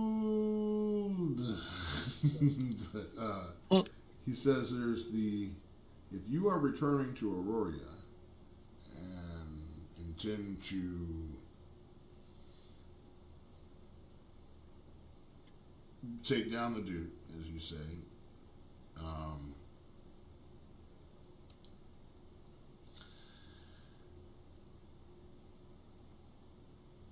Dragon starts talking about how he realizes the world is beginning to change their currency, turning gold into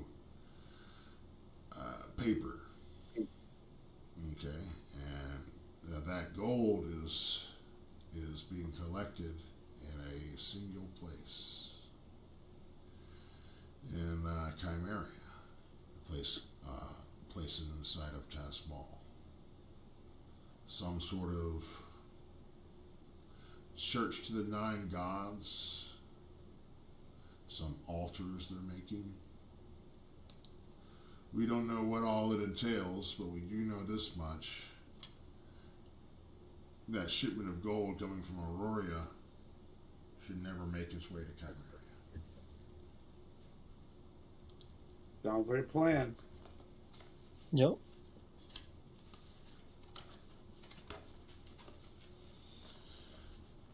He says that if that is what your intentions are,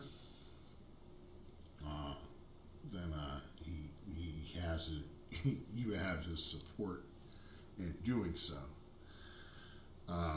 However,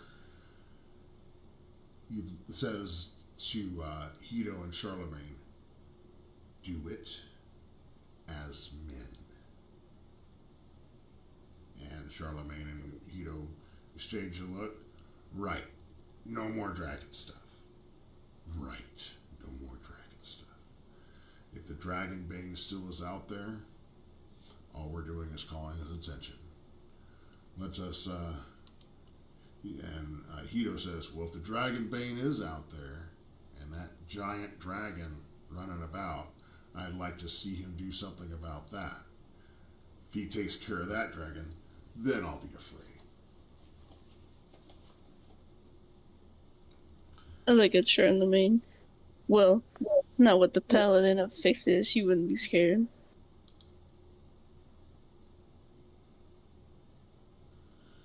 Okay, as you say that, the gold dragon, you can see he just stops and he turns and looks.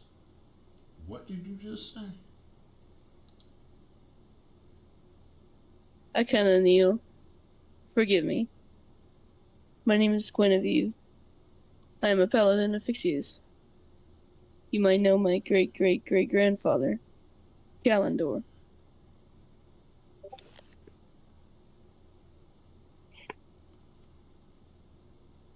The gold dragon, steps down from the altar that he's at and makes his way over towards you. Right. No more dragon. And then he takes a knee in front of you. He says, I once served. Well, I was set to serve the Order of Fixius, the Order of Cal's Order in Aquilonia, and I never got that opportunity. That was taken from me when Aquilonia fell. If you prove yourself to truly be a paladin of Fixius, where is your holy sword? I'll pull out my pistol. Well, we kind of evolved from swords. And I present my Holy Avenger pistol. Wow. Says that is not a sword. A paladin needs a sword.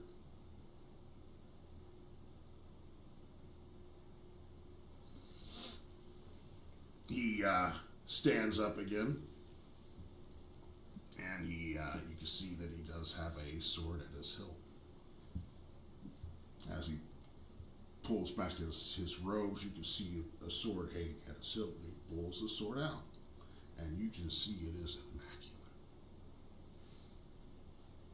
When he pulls it from the sheath, it seems to sing, and seems to give off some sort of radiant light.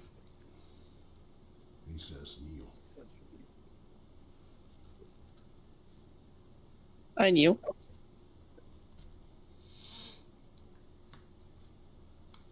He asks, do you pledge yourself to always protect those who cannot protect themselves?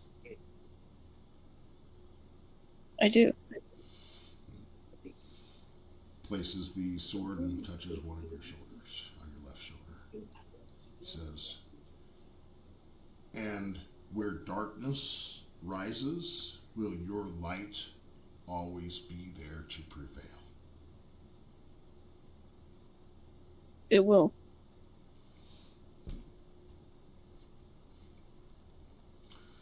Moves the sword over and touches your other shoulder.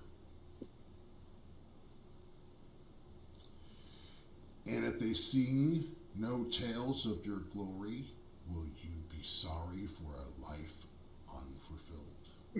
General boy, what you doing? How you doing, boy? I won't. I will be satisfied. Then rise. Stand. Paladin of Fixius. And he kneels again and presents you his sword.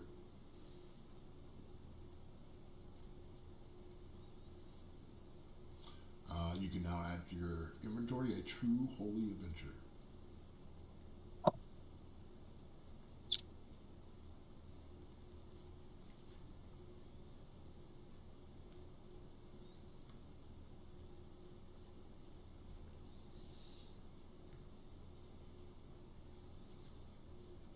Sweet. And what of the rest of you? If you What truly of me? be heroes,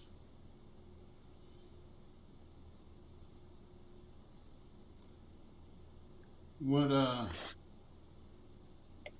these all paladins as well that you carry with you? They do not look No. paladin to me. They are not. No.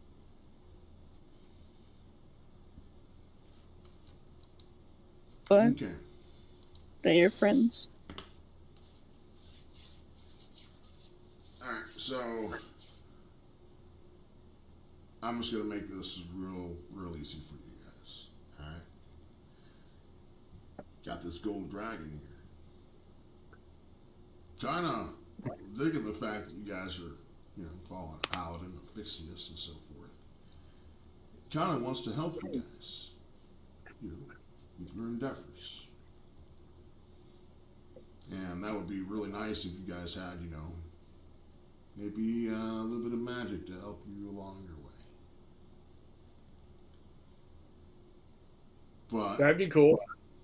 it's pretty simple to outfit a paladin with what they need. She has it now. What do the rest of you need? What is that thing that would pull your character together? Is there a weapon? Maybe some armor? These are things I want you to think about between now and next session. Okay? That sounds like a plan. All right. We're going to play Santa Claus. Yay! He's Santa Claus. Santa Dragon. It's not Santa Baby. It's Santa Dragon. Santa Dragon. Santa Dragon. Fly in the bag for us, Santa Dragon. I'm sure we'll have Andrew there with us whenever we end up getting into that. That'll be great. That'll be hilarious. I can't wait. Merry Christmas. This is kind of the end part I had for this session. Kind of coming in here, doing the whole hoopla, what. Didn't expect to be, knighting a paladin tonight, but that kind of came up through roleplay. That was pretty cool. With that said, I hope that you guys all had a good time playing with me.